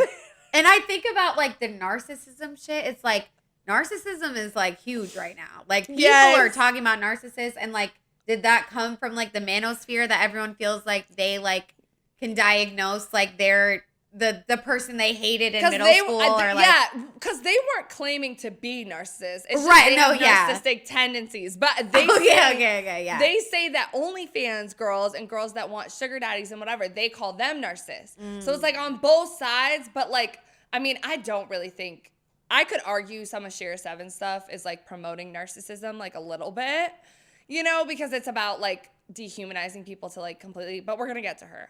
But so it's very much like they see everything as a game. Nothing is about love, nothing is about intimacy, nothing is about connection. It is all a game and you have to win it and kill nothing is direct or honest. Nope, which is why we have social media and dating and it's just their idea because it's so overlapped with the red pill incels and stuff like that too, because like the incels believe in like chads, right? Like chads are the alpha males that get all the like girls or whatever. So like in a lot of ways, these men are trying to emulate that persona of what they think is the man that gets all of the girls. Like they're literally in the same way, like I guess women with us for beauty standards, we want to have the perfect body, the perfect skin, the perfect whatever. This is like their version of that. And that's why it's like when we talk about power, like I know what the patriarchy is and like I understand where we're living, but like men literally feel worthless if they don't have a woman. It's like they have nothing. It's like they have fitness, okay, like self-help, like make money, okay, but it's like it really is all about the woman and like simultaneously. It is about the money too because they have to be able to provide. They have to fuck her right, which like not even though because they're not really talking about how to actually please a woman. It's just about like getting her to submit. Right, but it's almost like to a degree. It's like men are like their thing is like we want to like have a woman and like whatever make her do what we want to do, and it's like that's what will make us feel like we're in power, like we're alpha among the money and other things. But it's like simultaneously like women feel the most powerful arguably when they don't have a man, and it's like men are trash.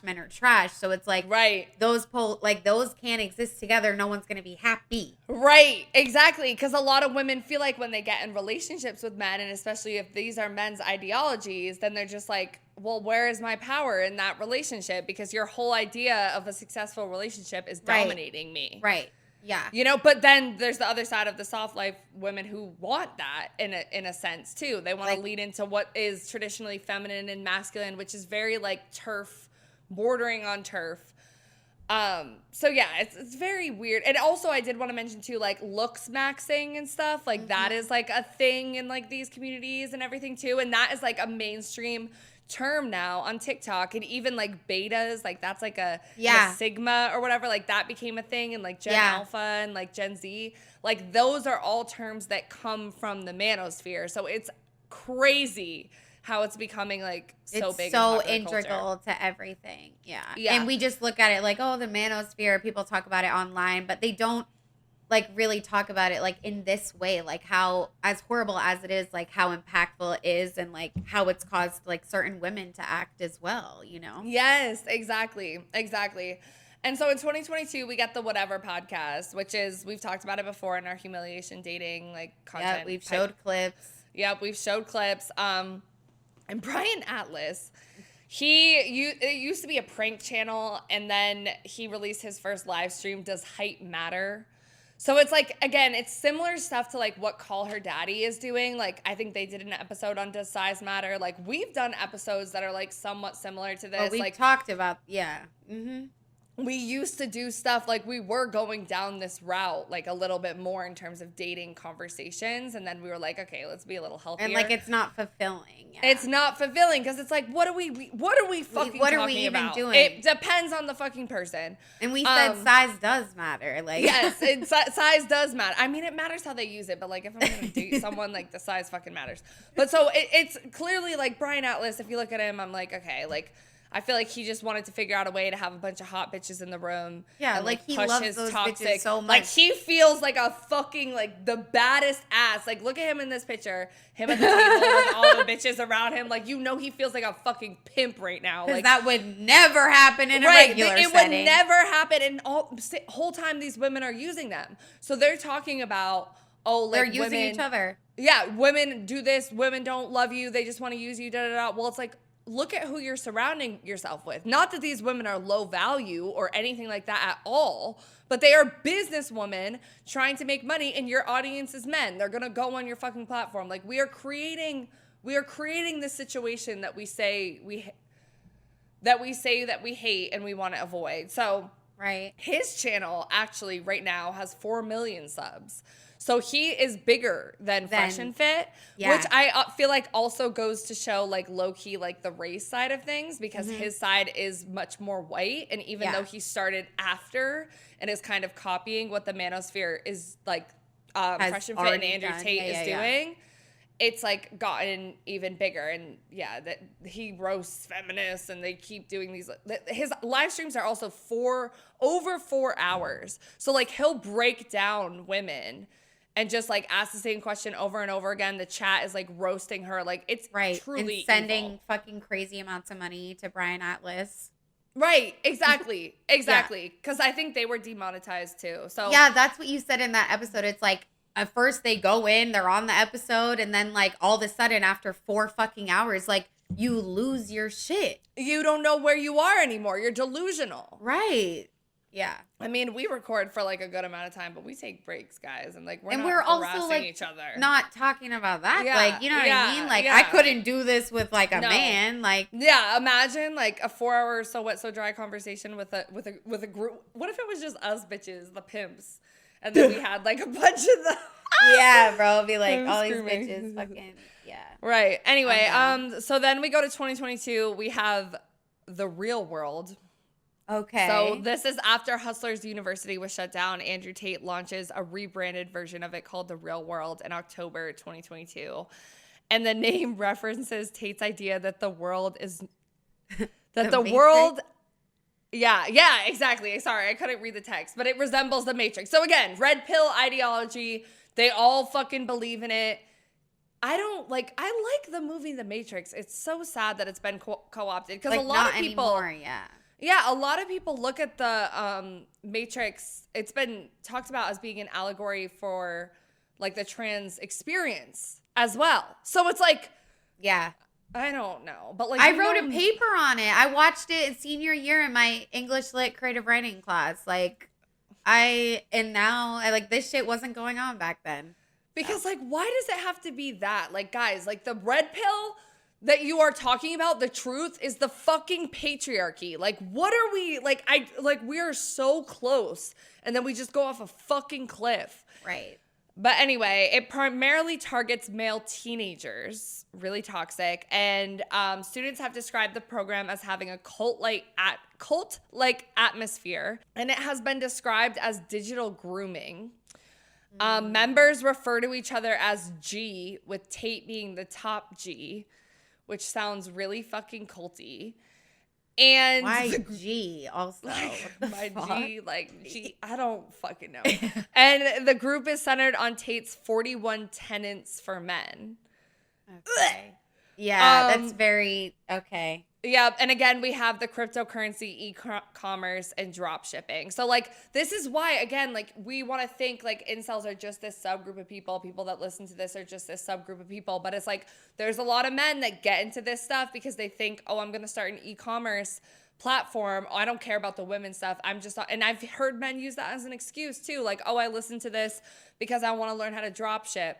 They get into it on a semi-innocent way, and then and then they're fucked because it's too late once they click on it. Yeah, they're red-pilled and fucking whatever. So we also have the War Room, which cost $8,000. It was advertised by Tate, costing $8,000. And the War Room claims to teach men physical, emotional, spiritual, and financial development, which is really wild for a platform that is called the War Room. And this one, again, is accused of digital grooming. The group chat had 12,000 pages of encrypted messages. Again, this is kind of that, Discord. I don't know what they're doing, why it has to be so secretive. But there was a Pimpin' Hose degree course, abbreviated to PhD. Oh, okay. And it had techniques to romantically seduce, emotionally manipulate, and socially isolate women before luring them into performing on webcams. Yeah. Wow. So sex trafficking. So we are grooming young men into how to sex traffic that you just women. read? And I want to say how much this has fucking penetrated the culture. I have been on dating apps and started conversations with men, and my social media presence. You see what I do. I have a podcast, So Wet, So Dry. I'm comfortable talking about sex. They aren't going to listen to the podcast or hear how I talk about intersectional feminism or blah, blah. They're not going to do that. They just see So Wet, sexually free, whatever. And I've had so many men since this time period, since 2016, that I've talked to, that their first thing is let's do business together. How are we gonna make money together? How are we gonna, and they want you to do porn and OnlyFans with them and stuff like that. Even my ex had fucking started on some shit, and it's it is from this. Yeah, I mean that's literally what happened to me in my last relationship. Right, what you just said, yeah, and it's terrifying, and it's in the moment, in our real life experiences, it's hard to connect it. It's we do individualize it. Oh, it's just this person. And but it's it's actually a collective, because of these manosphere movements. And us being women that have worked in sex work and being sexually free and thinking and knowing women who have made money doing this stuff, believe we are coming into the sex work mindset from a different space. Men are coming into it from a completely different space. And so then it's when you do collide, because it was similar with my ex, and he wanted to pimp me and whatever. And it took me he wasn't in this realm as much, but it's so much of the culture. They think that that's normal. I don't know. Yeah, it's really horrible, honestly, because it's dehumanizing, the way that it is, because it's they break you down, they manipulate you, and get them to fall in love with you, or show them a little bit of what you want, and then you trust them, and then you don't think they're gonna do something like that to hurt you, but it's they do, and then you're fucked. And it's all at the same time. It's so many women have been going through that and are going through it, especially with OnlyFans and the rise in webcams and all this shit. And it's what we're saying, it's you break down Andrew Tate and all that he's done. It's that last sentence that you read is everything. Whenever it's he wants other men to emotionally manipulate women, it's use them for what they're quote unquote good for, and like you profit off of it though, like not her. Yes, exactly. It's like dehumanizing the fuck out of her so that she becomes an employee for you. And it's like they're capitalizing off of the fact that during this time period, women are more sexually liberated. Yeah. And so a lot of women are like, down. I want, and a lot of women do. Like, it's nice to think about the idea of a man having your back and some of that stuff, or protecting you in a certain way. Like, oh, if I'm going to do this, at least I have someone who's going to be, like, safe or going to be protecting me and, like, whatever. So it's like... I was just going to say, like, maybe this is cringe. Like, I don't know if I want to leave this in. But, like, I feel like in the past, like, Drunk Autumn, like, within the past, like, 4 years or whatever, like, it has been... like a point of flirting, and like me like knowing that it's like gonna be attractive to a guy being like oh, I just like want money, like I'm trying to like blah blah blah blah. Like I've definitely played into like that. Talking about wanting to start an OnlyFans or do something like not that. even like sex work necessarily, but just like on your like Hustlers University shit, like trying to like get like, money and like build and like no, same. Like I'm always like I'm a boss bitch. Like bro, I'm not like, for the girl boss culture, but I'm like I'm a hustler. It's like we just like subliminally or like blatantly like act accordingly because we want the validation, and we want to be seen as valuable. And if this is the predominant culture from a lot of men, it's like, and that's why it's like I hate a lot of the girl pick me conversations to a certain point, because it's like if you are heterosexual or bisexual as us bitches are, and you're still attracted to men, and this is the predominant male culture, and so, not all of these men are bad people. Like, I really are they maybe bad people now? Yes. But did they go into it with the bad intentions? Are they confused? Are they brainwashed? All of that stuff, as the women are as well, which we're going to get into in a little bit. It's like, you know, and I thought that in my last relationship with the guy I was with. He wasn't like this. He wasn't like this in terms of the OnlyFans stuff, but he was definitely like, well, how are we going to make money together? Whenever it was a conversation about committing, it's like, okay, but I only care about making money. It's like, bitch, I've been making money. I make my money. Why don't you make your fucking money? But he's seeing me as a route to him gaining, like, you know, like as a barrier worker. Because your woman powers are gonna make him exactly because they think lost, like when we have sex and he's tired after because I sucked the fuck like out of that's that your dick, fault. that's feminizing him, and now he's not gonna hustle and grind as hard as he could. Like what are we saying? Like, do you guys want your dick sucked or like, not? Do we know what love is, guys? Like, no, we don't. We don't. like, and I agreed. I think, and I feel like a lot of people would argue, or like just what I'm thinking, like people are going to comment or something, like say like, oh, like men can like figure it out. Like they're not that like fragile. Like they're not going to be brainwashed that easily. And I just feel like they are though, because it's like they don't have like anywhere to go on the internet. And like with the Me Too culture and all these things, like they do feel like attacked, quote unquote. Yeah. And it's like a lot of it like is young men like that were 17, 18 in 2016 and are now like our age. Like, you know what I mean? So it's like they are the men that like we're dating because they grew up during this time too. Like, so I'm just like, we're not saying that like men are so easily brainwashed. It's like this shit takes years and it's like multiple platforms and it's like preying on people that like have direct insecurities, that are vulnerable. Don't speak up about it. Don't go to therapy because they're men and they have that barrier, whatever.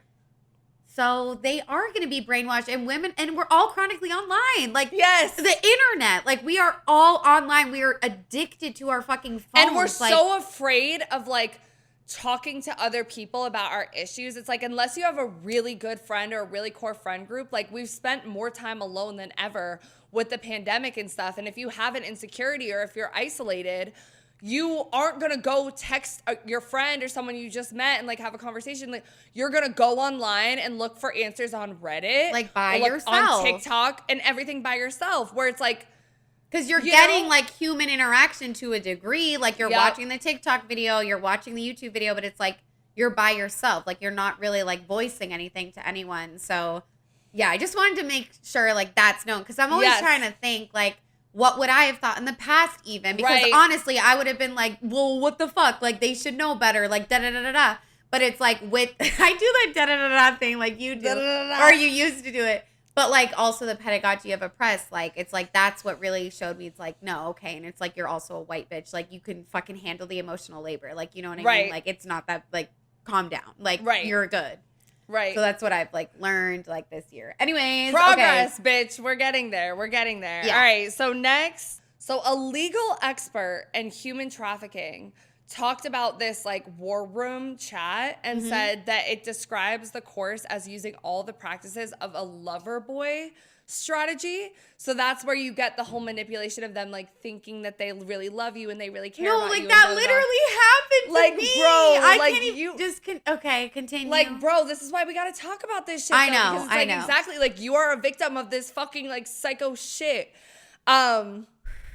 And yeah, we know Tate was arrested in Romania or fled to Romania, sex trafficking, rape. Yeah. And one person said, my job was to go meet a girl, go on a few dates, sleep with her, test if she's quality, get her to fall in love with me to where she'd do anything I say, and then get her on a webcam so we could become rich together. And then evidence suggested that also violence against women was also discussed. Yep. And victim says sex was used as a manipulation technique. Members of the group believe they were performing Pavlovian conditioning on the women with submission tests, such as receiving tattoos on their bodies of members' initials. So, like this is how, like, deep in... Like, he is a criminal. Like, he is a cult leader, criminal, sex trafficker, master manipulator. And he's, like... encouraging these men to manipulate women, but at the same time he's manipulating them. Like it is insane. It's like everyone else. It's insane. So it's like he wrote a fucking playbook, bro. But why do men?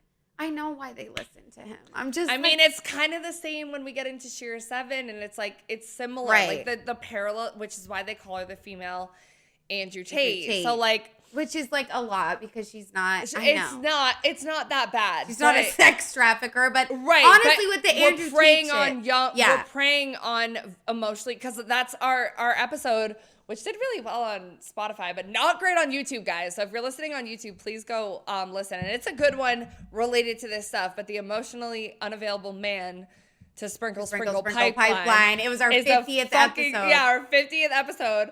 That no one listened to. But anyway, in 2020, we have the pandemic, right? And then there's all this digital content creation. There's the OnlyFans, and hypergamy and dating dynamics are getting super popular.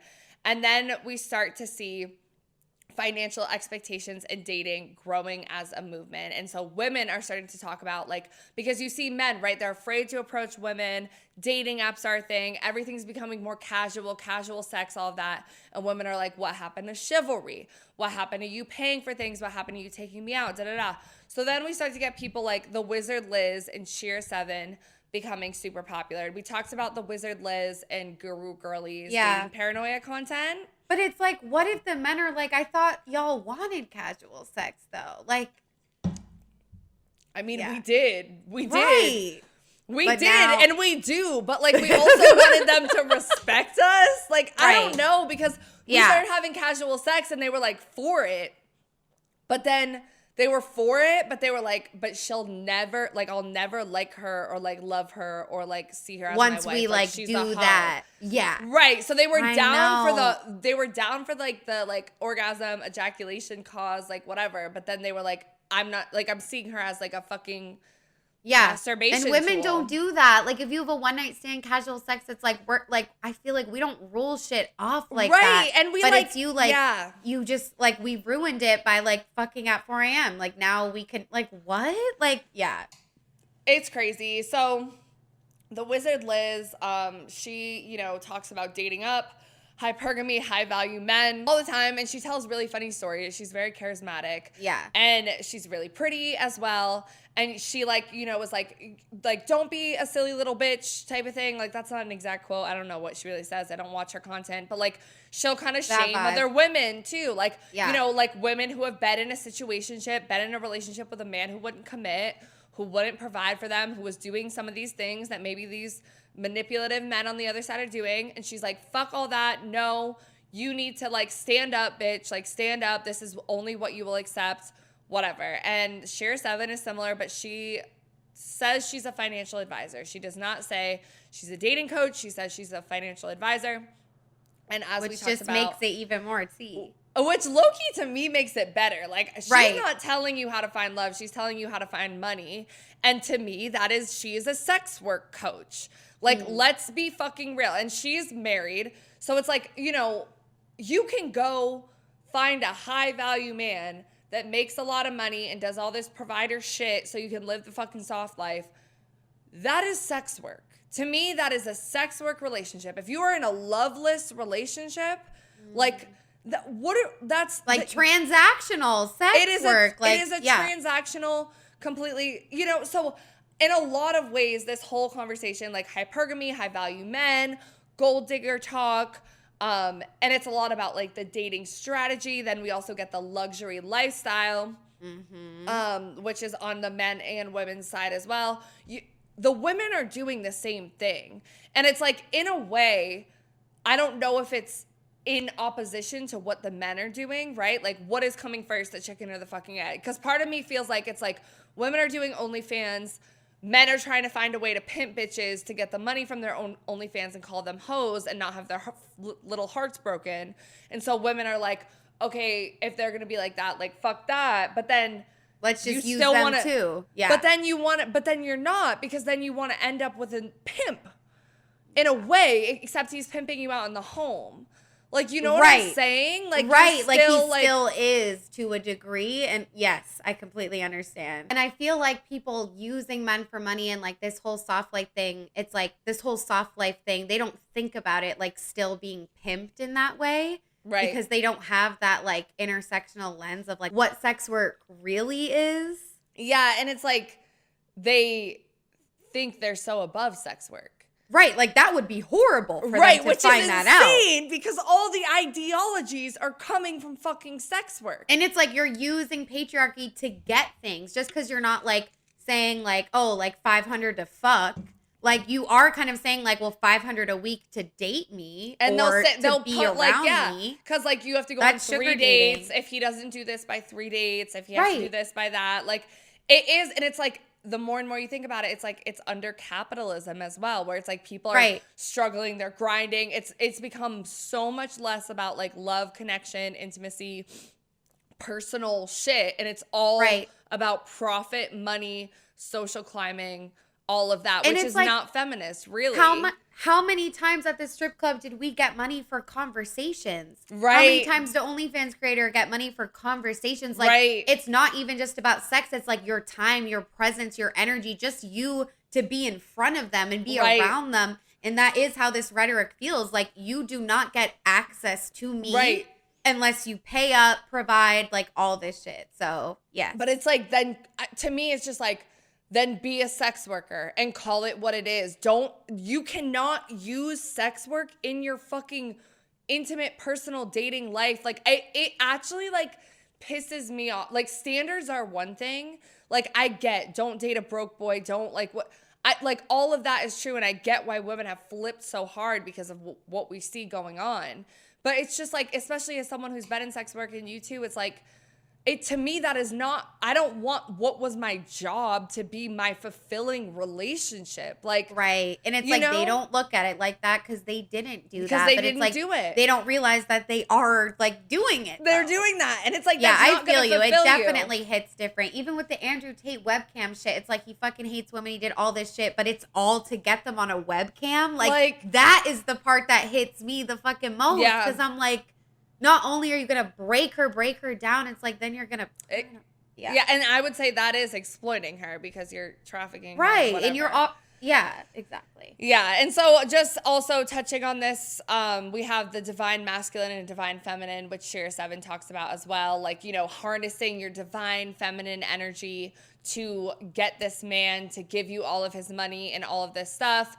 And this is very gender essentialist as well. Like, do I believe in divine feminine and masculine energy? Like, yeah, kind of. Like, I feel in power of myself when I feel like I'm acting in my feminine energy, but I also feel like being a protector is very feminine too. Like, there's a lot of things about femininity that we don't look at as feminine that are very core to femininity. So it's like, And it means something different for everyone. Right. Like, our femininity is not the same. Like, right.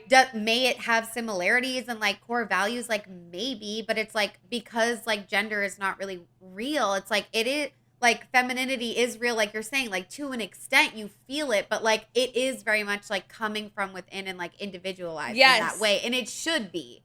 Because that's why people get pissed. Like, being a woman is not like wearing pink clothes. Like, why do people buy their daughters like a whole fucking pink? You know, like that's not. Yeah, because you can be like, a woman can say I'm divine feminine, and her whole thing is being soft spoken, soft girl, like don't speak too much, da da da. And then to me, being divine feminine is more like goddess energy and more like being like a bad bitch, like unfuckwithable, like. Not like in the way that it's like, you know, again, I can't be in love or like any of those things, but more just like respect me and like I have this presence and stuff like and that. And I respect myself, so I command to be respected in a healthy way. Yes, exactly, without trying to force to fit in a box of divine femininity. Because, and also it's like they're painting femininity to just be like, all we're worth is like getting men to do shit and like paying us. Like that's not what it is to me either. Like, is that a part of my feminine power? Do I believe that I statement? Like, yeah, it is a part of it, but it's not like the biggest fucking part of it. Also, like that's a job. Do I just want to lounge around, like soft girl, I just want to lounge around the house all day while my man buys me designer bags? Like, that does not sound like a fulfilling life to me. Like, if you want to do that. Maybe for a week. Do that. But if you want to do that. But like, acting like that is the epitome of defined feminine energy is like, so degrading to us as women. Like, it's you see it again, like men are oppressed by patriarchy, women are oppressed by misogyny and patriarchy as well, but in what we think we're fighting it, they think that they're fighting their oppression by women, our oppression by men, but we're really reinforcing it. It's insane. But moving on to 2020, we get Meg Thee Stallion is shot by Tory Lanez, and this becomes a big point in the gender wars as well because Meg Thee Stallion gets an entire fucking smear campaign where people are saying that she lied and blah, blah, blah, blah, and she did fuck him, and she did go on, this is kind of reminiscent, like, in a way, to the Anita Hill hearings. Yes. With the black man. Yep. And so it's like... And they're both successful as well. So it's like, why? So men are saying, like, why would you tear down a successful black man? Like, and then also we have to remember Meg Thee Stallion did the Savage song, and she also did WAP. So she is one of the biggest stars in terms of this owning your sexuality, being a hoe, twerking, whatever. So when she goes on, what is this? What is the name of the fucking show that she went on? So she goes on Gayle King, right? And she has this like big interview after everything happened. And immediately after it happened, she said she had glass in her foot. She stepped on glass, like whatever. Like she was trying to protect him, da-da-da. She goes on Gayle King. And I think Gayle King like asked her if she had a sexual relationship with Tory Lanez in the past, and she said no.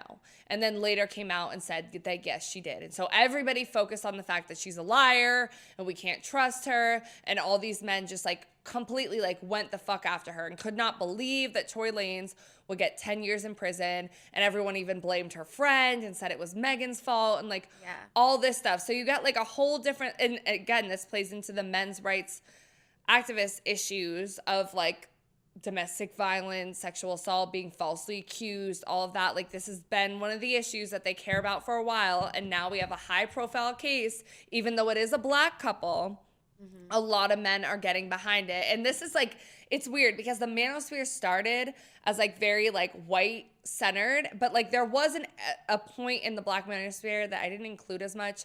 Like, it's weird because it's like within the Black Panther Party and like some of the civil rights movements and stuff, there was a certain belief that like women need to stay on the side and not be like doing certain things as well. So like that was like building too. Like it wasn't like black men were completely removed from the possibility of being like very toxic masculinity. I mean, we have like Andrew Tate and Fresh and Fit and stuff like that. Right. But the black manosphere at this time period is like really building because you have people like DJ Academics talking about this as well.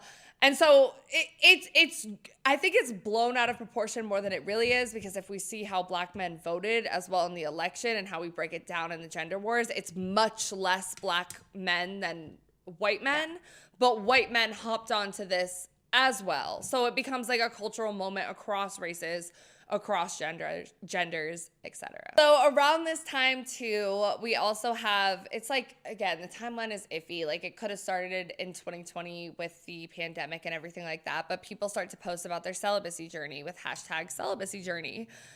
Focusing on mental health, abstinence, mental clarity. And a lot of it could be, the pandemic, people aren't going outside, they're not seeing other people. So they're like, this is a time for me to focus on my spiritual, sexual self and like celibacy as self-care, all of that. But at the same time, during the pandemic, we start to see, and it gains traction in 2021, 2022, also having to do with like the Meg Thee Stallion case and Amber Heard and Johnny Depp that we'll get into in a minute. But we get men are trash reemerging as a hashtag. Women on TikTok are really going off about the sexual violence and toxic masculinity that like really permeates our culture, and they're fucking pissed about it. And this is how we have influencers like Drew Offwallow, who she started as a regular person. Like she had a regular job, she had a regular TikTok. She posted a video about like red flags in men that went super viral. It attracted a shit ton of incels, and then from there she built her platform as haters that are men would comment really mean, racist, misogynistic, fat-phobic, body-shaming things on her TikToks, and she would make these like really funny, disses, I guess, like roasting them and kind of like sprinkling feminism in there as well.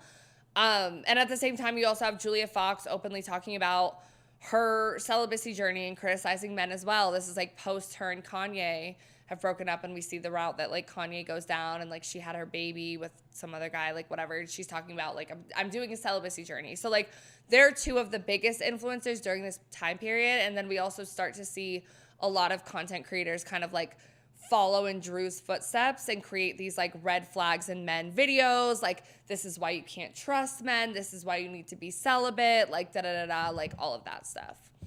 Yeah. I mean, we've talked a lot about the whole celibacy thing and like decentering men on this podcast, but I do feel like in a way, from breaking everything down, like the celibacy piece, like I do kind of get, like, especially like not like I agree with it, like necessarily, like I don't disagree or agree, but it's like I see why we have come to that now. Yep. And it's not bad to like have like a rejuvenation moment. Yeah. I just wish the celibacy was rooted more in like the spirituality piece you were talking about, and like not so connected with being like boy sober. Because essentially it's like, that's a fucking like straight ass movement. Because if you're queer, like you're being celibate, it's not because of boy sober, it's like something else. So I don't know. Like, I just feel like the celibacy movement has everything to do with the gender wars, and like not really that much to do with like cleansing your like inner peace. And I do think it's like detrimental to like have a lot of people, like, it's not bad to like stand up to misogyny online and like hurt men's feelings and like all that shit. But just breaking down like the gender wars timeline, like as we have been, it's like, this is obviously not working. Like, it's been going on, and the men are still here and they're still doing their thing. Yeah. And the thing like about like the Drew and the Julia Fox stuff, it's like, I get, like, especially with Drew, and like Autumn and I have had like a bunch of conversations about this, but like I get why Drew did what she did. Like, she was being harassed online a shit ton. Like, we've experienced like a microscopic amount of this when we posted our first gender wars video, and we got men hating on us, calling us fat, calling us ugly. Yeah, and it like, it was one of our first videos to like actually do well. 1K, so like, yes. Right. So it's like the incels, they definitely drive the algorithm. They drive the algorithm as fuck. And it's like, yeah, like stand up against them. Like, these men are assholes, like blah, blah, blah. And like Julia Fox, like same, like, but my problem with it and the reemergence of men are trash is that we are focusing on a select pool of men, and then like making that be all men. And again, we get into like sticky, iffy territory similar to Andrew Tate, though Drew Offwallow and Julia Fox are nowhere near that. So I don't want to like draw comparisons in that sense. It's similar to like more like SheraSeven, but like I don't think they're monetizing in the same way. I mean, Julia Fox is already rich, but you know, like women have been hurt by men. you know? And then when you have these videos that are like roasting the fuck out of men that hit on a soft spot, which like is like painful to you because maybe a man has said this to you or whatever, your army, you're going to war, you're enlightened, you're after it, you're like, fuck all of these men. And then we start to group all of men as being the problem. And with Julia Fox, I think she's a son. And that to me is also a little bit concerning, right? Because I think about that a lot. Like, okay, this generation is what it is. The dating pool is what it is. But like, what are we teaching the boys of the next generation? And like, what are they tuning into? And like, what role are we presenting to them as women as well? And I don't think the answer always being like men are shit. And like Drew has a boyfriend who she loves very much. She has family members who she loves very much. Like I don't think she says all men are trash. Like, I don't think that's really like what she does. But I think she always says like terrible men who suck, like bad men. Right. Of things. But it's a little bit unclear. And like talking about men as a whole category, like I think it's a very specific demographic. But it snowballs out of control, right? Like once you gain an audience and a platform, it almost is like the woman who started the incel thing. Like she was like, I'm a mad scientist and I created this thing and it fucking spiraled and is out of my control. And I think Drew had every right intention. I think Julia Fox did as well. But I think the point to where it is right now needs to be like reconsidered because I don't think that it's helping. And I think it's throwing more on the fire to make it worse. Yeah. You know? I think it's just like so tricky and it sucks. Like I wish that we could be at a point and it's like I said, like Fiji and I were like literally like men are trash presidents. Like me way more so because I was at that point I like wasn't sexually or romantically attracted to men. Like I wasn't practicing that with men and it's like you were. So like I definitely was more. Like I was like on one. Man hater. And so like if I had like watched like Drew Afawalo's video like back then, like I think I would have like exploded. Because even when I saw like she validates anger and it's like that's not a bad thing. Like women are angry. Like they're so angry. But it's like to a point.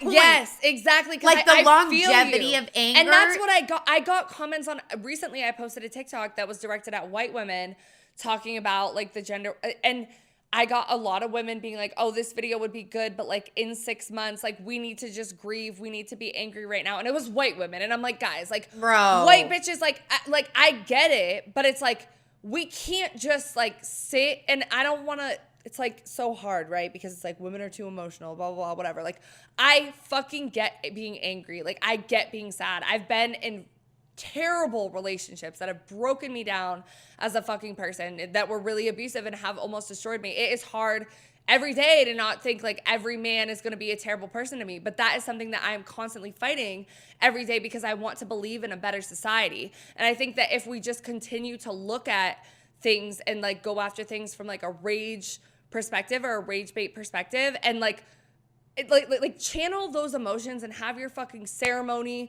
with your shit, with your best friend, go to therapy, go smash some shit, like get that out and you have every right to feel that fucking emotion.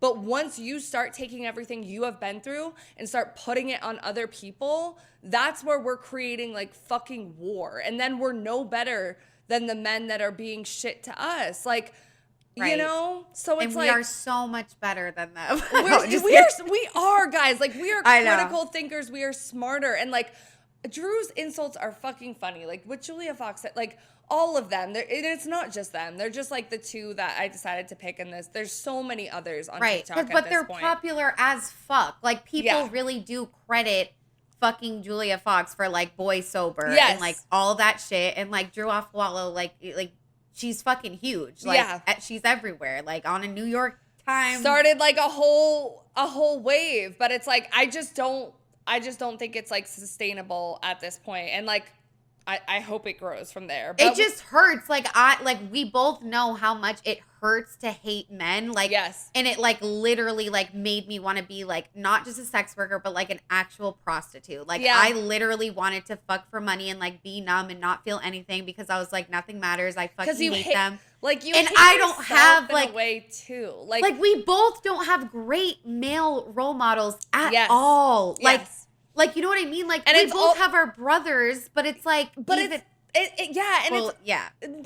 Exactly. And it's like, to me, it's also like by us believing that all men are trash and there's no good men out there, and all we should do, because Drew doesn't encourage that, SheraSeven does. Right, but it's like all we can do is like monetize off of them, whatever. To me, it's dehumanizing to them. It is also deeply dehumanizing to me and my soul, because I want love. Like, I want to experience love with a person. I want someone to value me for who I am, and not just like the abuse that I've been through in my past, or like the work that is sex work. Like, I believe in something greater than that. And Drew has that in the relationship that she's in, you know? So it's like, and Julia Fox, I don't know, but like, I think it's like, it's dangerous on certain points where we get to these conversations, because it's igniting a fire that I don't think we're going to be able to put out unless we like contain it a little bit. And it's like, no one's fault, arguably. It's like, we've been enabling this shit for fucking like it was decades. natural. Like, as it was the progression. Right. Like, exactly. Like, it's like everything has brought us to this point to even have a creator like Drew Afewalo. It's like, she wouldn't like exist if it wasn't for like all, I mean, like she would, like she's amazing, but you know what I mean? Like, but she for hits people who different came before her, because even Audre Lorde, like Black feminist from the 80s, like she had a whole essay, I don't remember when it was written, but about the uses of anger and how Black women have the right to express their anger as women, as queer women, as like feminists, because of how fucked up the society is. Like, so she was talking about how like sometimes in feminist circles with other white women, like white women will be like, oh, like just be more quiet, like you can't express those emotions, like no, like, you know, like she was like, no, you need to be able to be angry and express those emotions and all of that. I am for expressing the anger. I think what I'm not for is the hate and the like calling an entire group of people like hateful things, because that is different than being angry. I can be angry at you and not call you a worthless bitch. You know what I'm saying? Right. And it's like they're doing that to us, and I get that. The men are saying we're worthless bitches, but I do we're think better. we don't want to stoop to their level, like you said. Like, that's what makes it like really hit for me. And like, I do think like Drew Afewalo, Julia Fox, like these are important things like in history, like for sure. Like Drew is like a Samoan woman, like all of that. And done a lot for body positivity culture and like so everything. Important. And like Julia Fox, like definitely had her moment, like for sure too. And it's like we and need the queer that. influences with her too. Yeah, like, but it's like, where are we going? Though? Yeah, you what's know, like next? what is this leading to? Because right now it's like literally like you said, wars, and it's not like it's not like men's fault, women's fault, not like no one's fault. It's like, this is where we are though. So it's like, what are you gonna do tomorrow? Right, because it's feeding off of each other. Like, it's reactionary. You say this to me, I say this to you. I fuck you. Like, you know, we're all going off of the last thing that happened and thinking in the moment. And no one's paying attention to the and no shit. one's thinking like, what is this gonna give us in 6 months? Or not even for my relationships or politically, but even me as a person. Like, we're all so individualistic, but we're not even thinking about ourselves in 6 months and how this is gonna make us feel. Okay, so last thing in this section, we have the Sassy Man Apocalypse, which, guys, we did do an episode about like a very long time ago. I think we deleted it. It's archived on YouTube. It might still be out on. I hate that episode, honestly. Yeah, but it's definitely a huge moment. And like, I was like we were living it real time. Like, I feel like when we made that episode, it's like when it was we really were figuring it out. Like we were and now it's like we for sure like know what it is and like what it entails. But it's basically like men like not taking on like feminine qualities, but like right? Like, it kind of is. Kind of, because I like tried to convince myself that it wasn't, because I was like, no, like I like a feminine guy, like I like a bisexual looking guy, like it's not about that. It's about to me what it was about, but that's not really what the whole thing is about. So I can't just like fucking make it my own. What it was about was men when they're jealous of you, which I've had a lot in my life and in my relationships. They start to do all this sassy, dickheadish shit because they're trying to put you down, kind of thing. Like, that's to me, and that was sassy. Yeah, and they secretly wish what you had. Yeah. Right. No, exactly. And it's just like, Yeah, because the problem was saying it's like they're doing feminine things and like it being sassy. Like there is a problem with that. It's and like, it's why like did we they should choose be the building word? houses. Like that coincided. It was like the men are too sassy today. What happened to men who build houses? Like, what are you doing? And it's like, it's a joke because it's like what men say to us. Like, and that's why it's like, I still fuck with it to a point. And I kind of stand by some of what I said, but I'm kind of on the other side of it now after all of that we've done. Because it's like, if men are going to be like, get in the kitchen, cook for me, make me a sandwich, whatever, all that shit, then it's funny. It's humorous. Like, just like I did a TikTok the other day, like, women in male fields. Like, it's the same exact thing. Like, it's like, but I almost recorded a TikTok that was a think piece about the women in male fields thing and how it's wrong.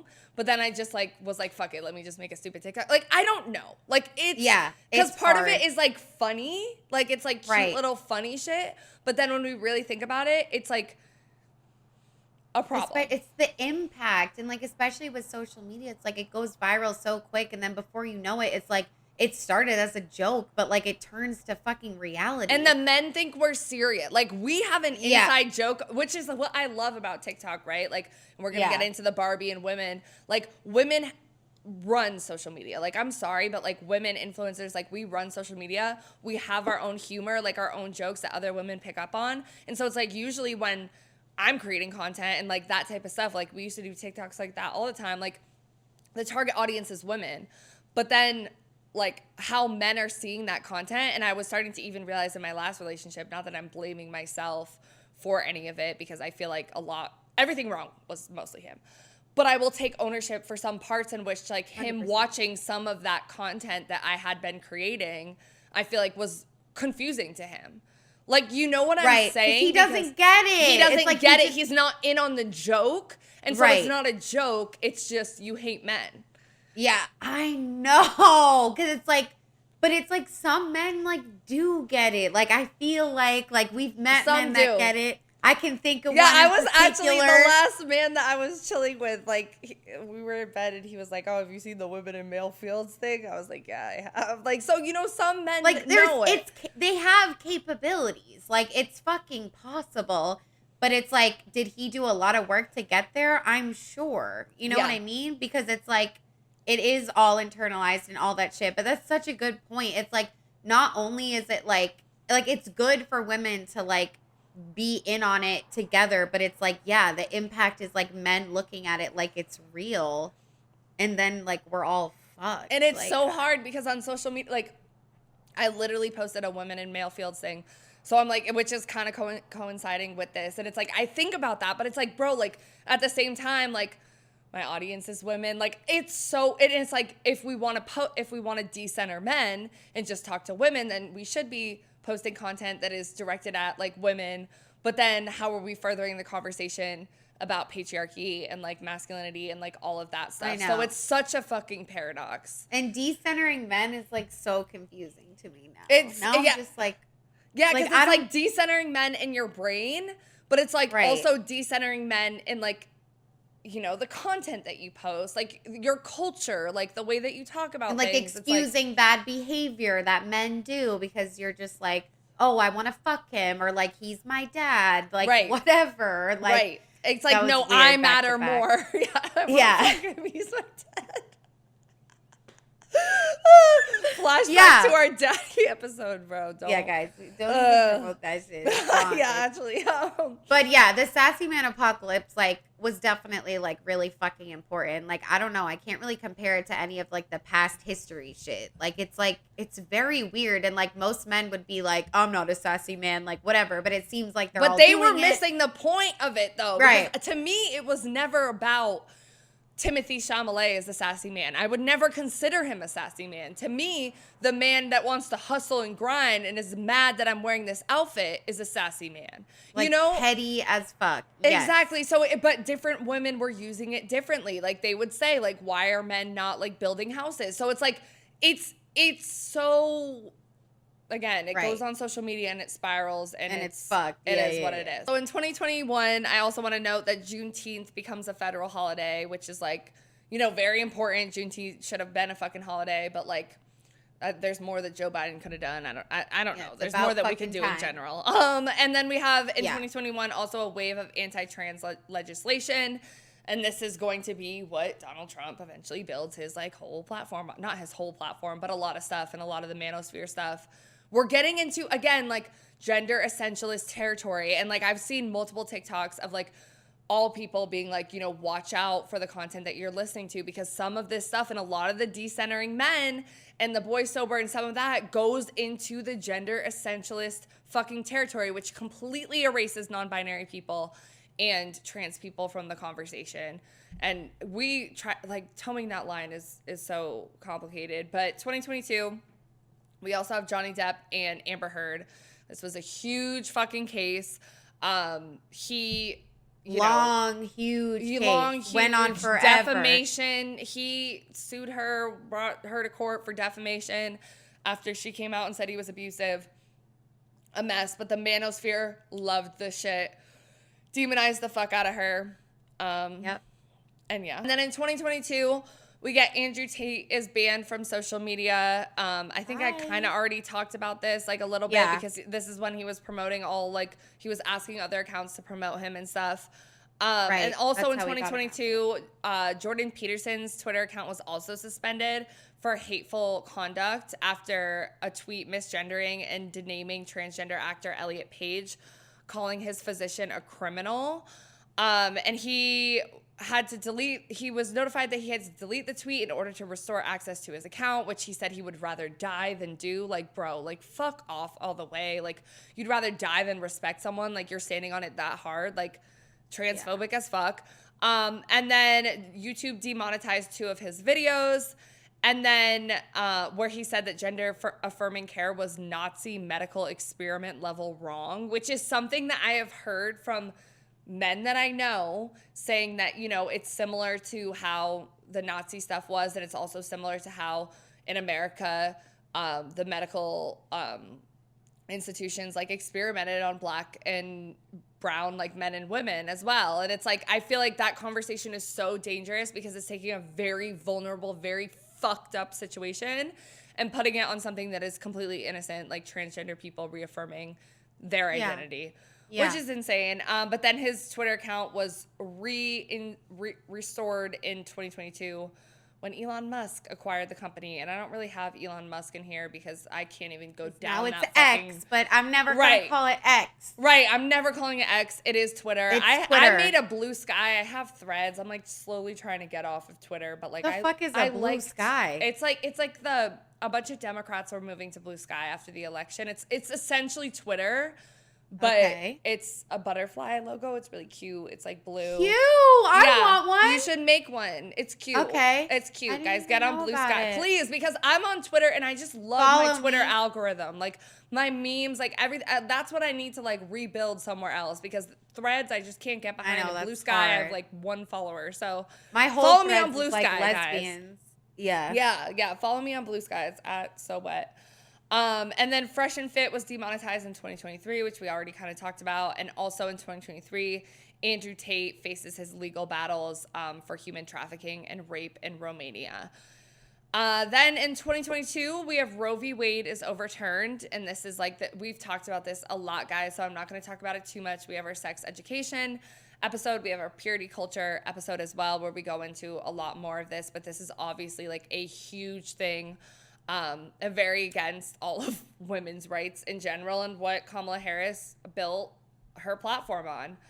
Yep. And then in 2023, during the same time, the Supreme Court also strikes down affirmative action, and Florida has a lot of anti-woke legislation. So this is all the conversation about critical race theory and about diversity in higher education, and Florida passed laws restricting discussions of race. So it's like in Black history, like we just have a whole bunch of conservatism going on, attacking racial stuff and gender identity.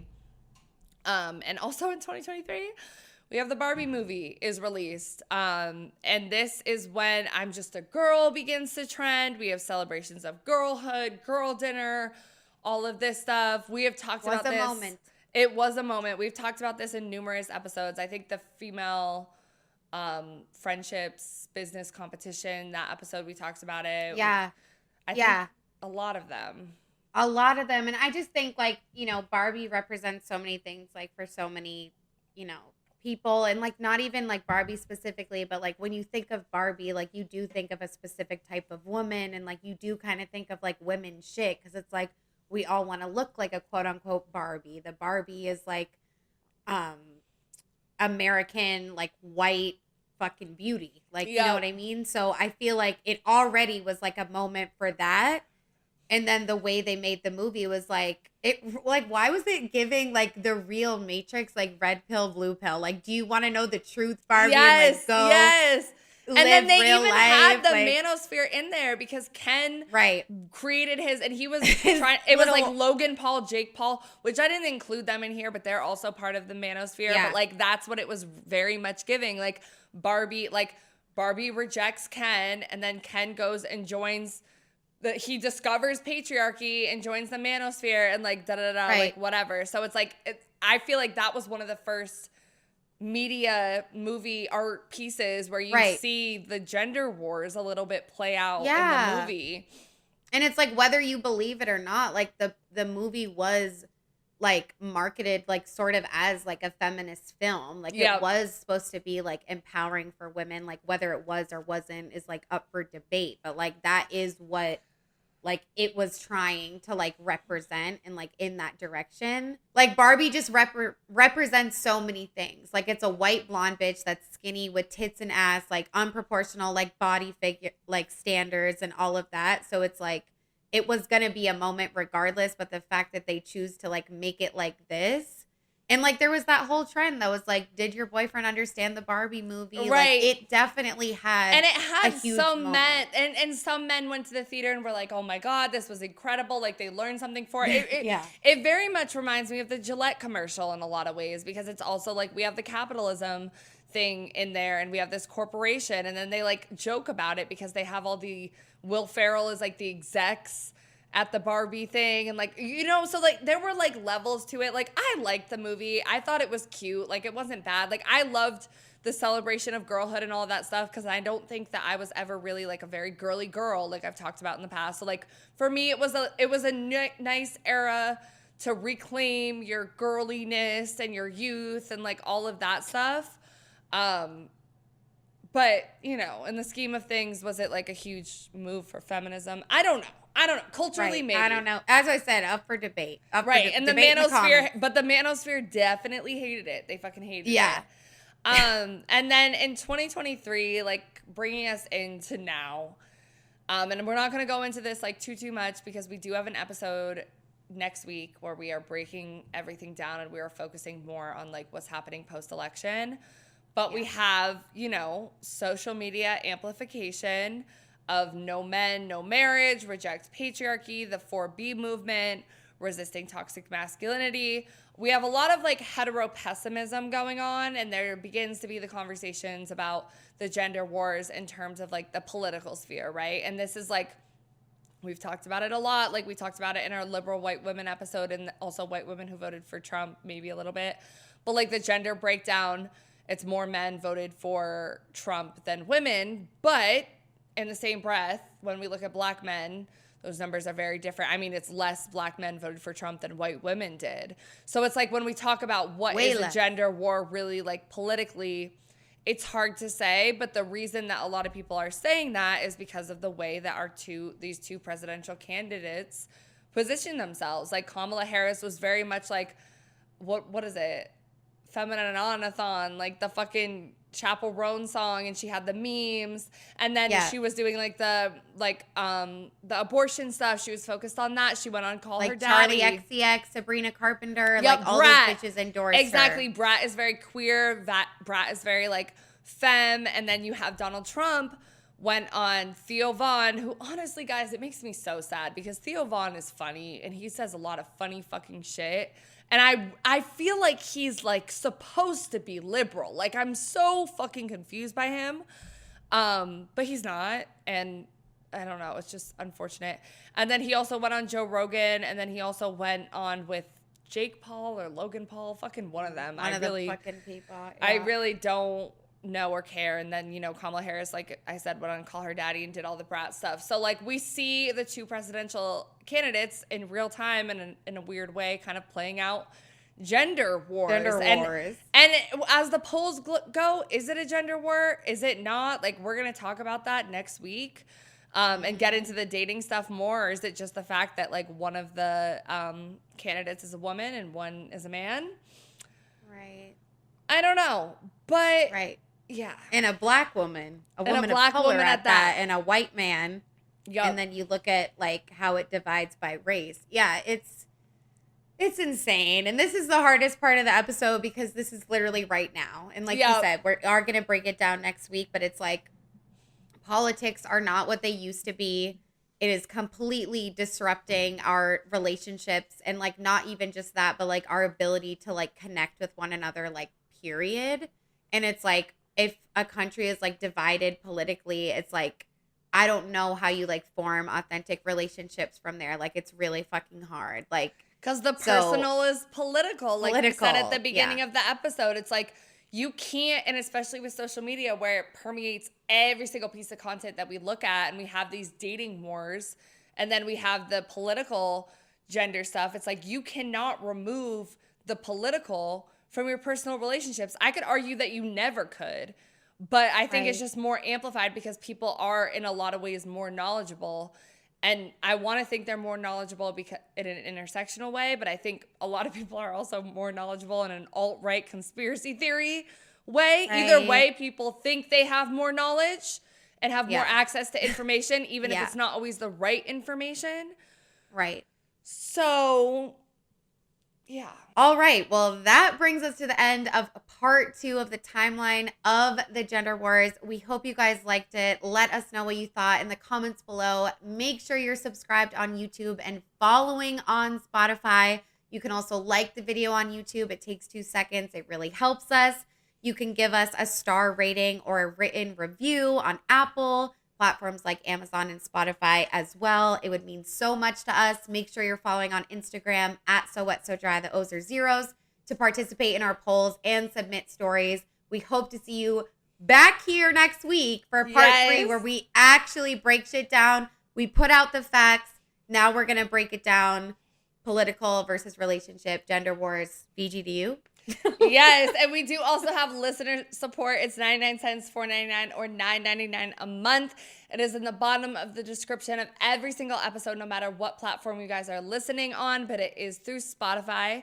And yeah, we love you guys so much. Please, please, please comment, join the conversation, and we will catch you in the next episode. Bye. Bye. Did you know that the roots of the manosphere actually started in the feminist movement? Back in the 1970s, there was the men's liberation movement, which was coincided with the feminist movement. The men's liberation movement was all about rejecting gender roles. They argued that they were seen as success objects and that patriarchy imprisoned them to aggression and emotional constipation. Pretty much, they also believed that the codes of patriarchy and toxic masculinity prevented them from being their full selves, just like women. So there was this guy named Warren Farrell, who was one of the leaders of this men's liberation movement alongside feminists, and he was actually really good friends with Gloria Steinem. Here's this picture of them together. In the early 90s, Warren Farrell got fed up. He had been going on all of these feminist talks alongside women, but he didn't believe that women were seeing his issues as a man. So he wrote this book called The Myth of Male Power, in which he pretty much just said that he got really good at saying what women wanted to hear, but that wasn't the truth. In actuality, men were oppressed by women. The myth of male power, he argues that men are oppressed in glass cellars instead of glass ceilings, such as the war machine, dangerous profession, suicide, false rape accusations, and that women actually have more economic power, and that women actually have more power in whole. This is obviously a little insane, but the beginning of his ideas for the book were rooted in feminism. Feminists did argue that men were imprisoned in these glass cellars of masculinity where they were seen as disposable, held back from expressing their true emotional selves. But he took it to a whole nother level when he decided to blame women. Around 2008, when the blogging era was really thriving, this guy named Paul Elam, which is male backwards, but that's his actual last name, read Warren Farrell's The Myth of Male Power and was inspired. So he started this blog called A Voice for Men. A Voice for Men had a bunch of different writers under the Men's Human Rights rights movement. They argued that they were nonviolent and didn't hate feminists, but a lot of their articles blamed women for pretty much everything. On this blog, red pill theories really started to take off, and then you get the incels, men going their own way, and MRAs, or men's rights activists. There we move into characters like Gary Vee, Jordan Peterson, Andrew Tate, and everything just snowballs. But check out the link in my bio for a complete breakdown of the gender wars timeline.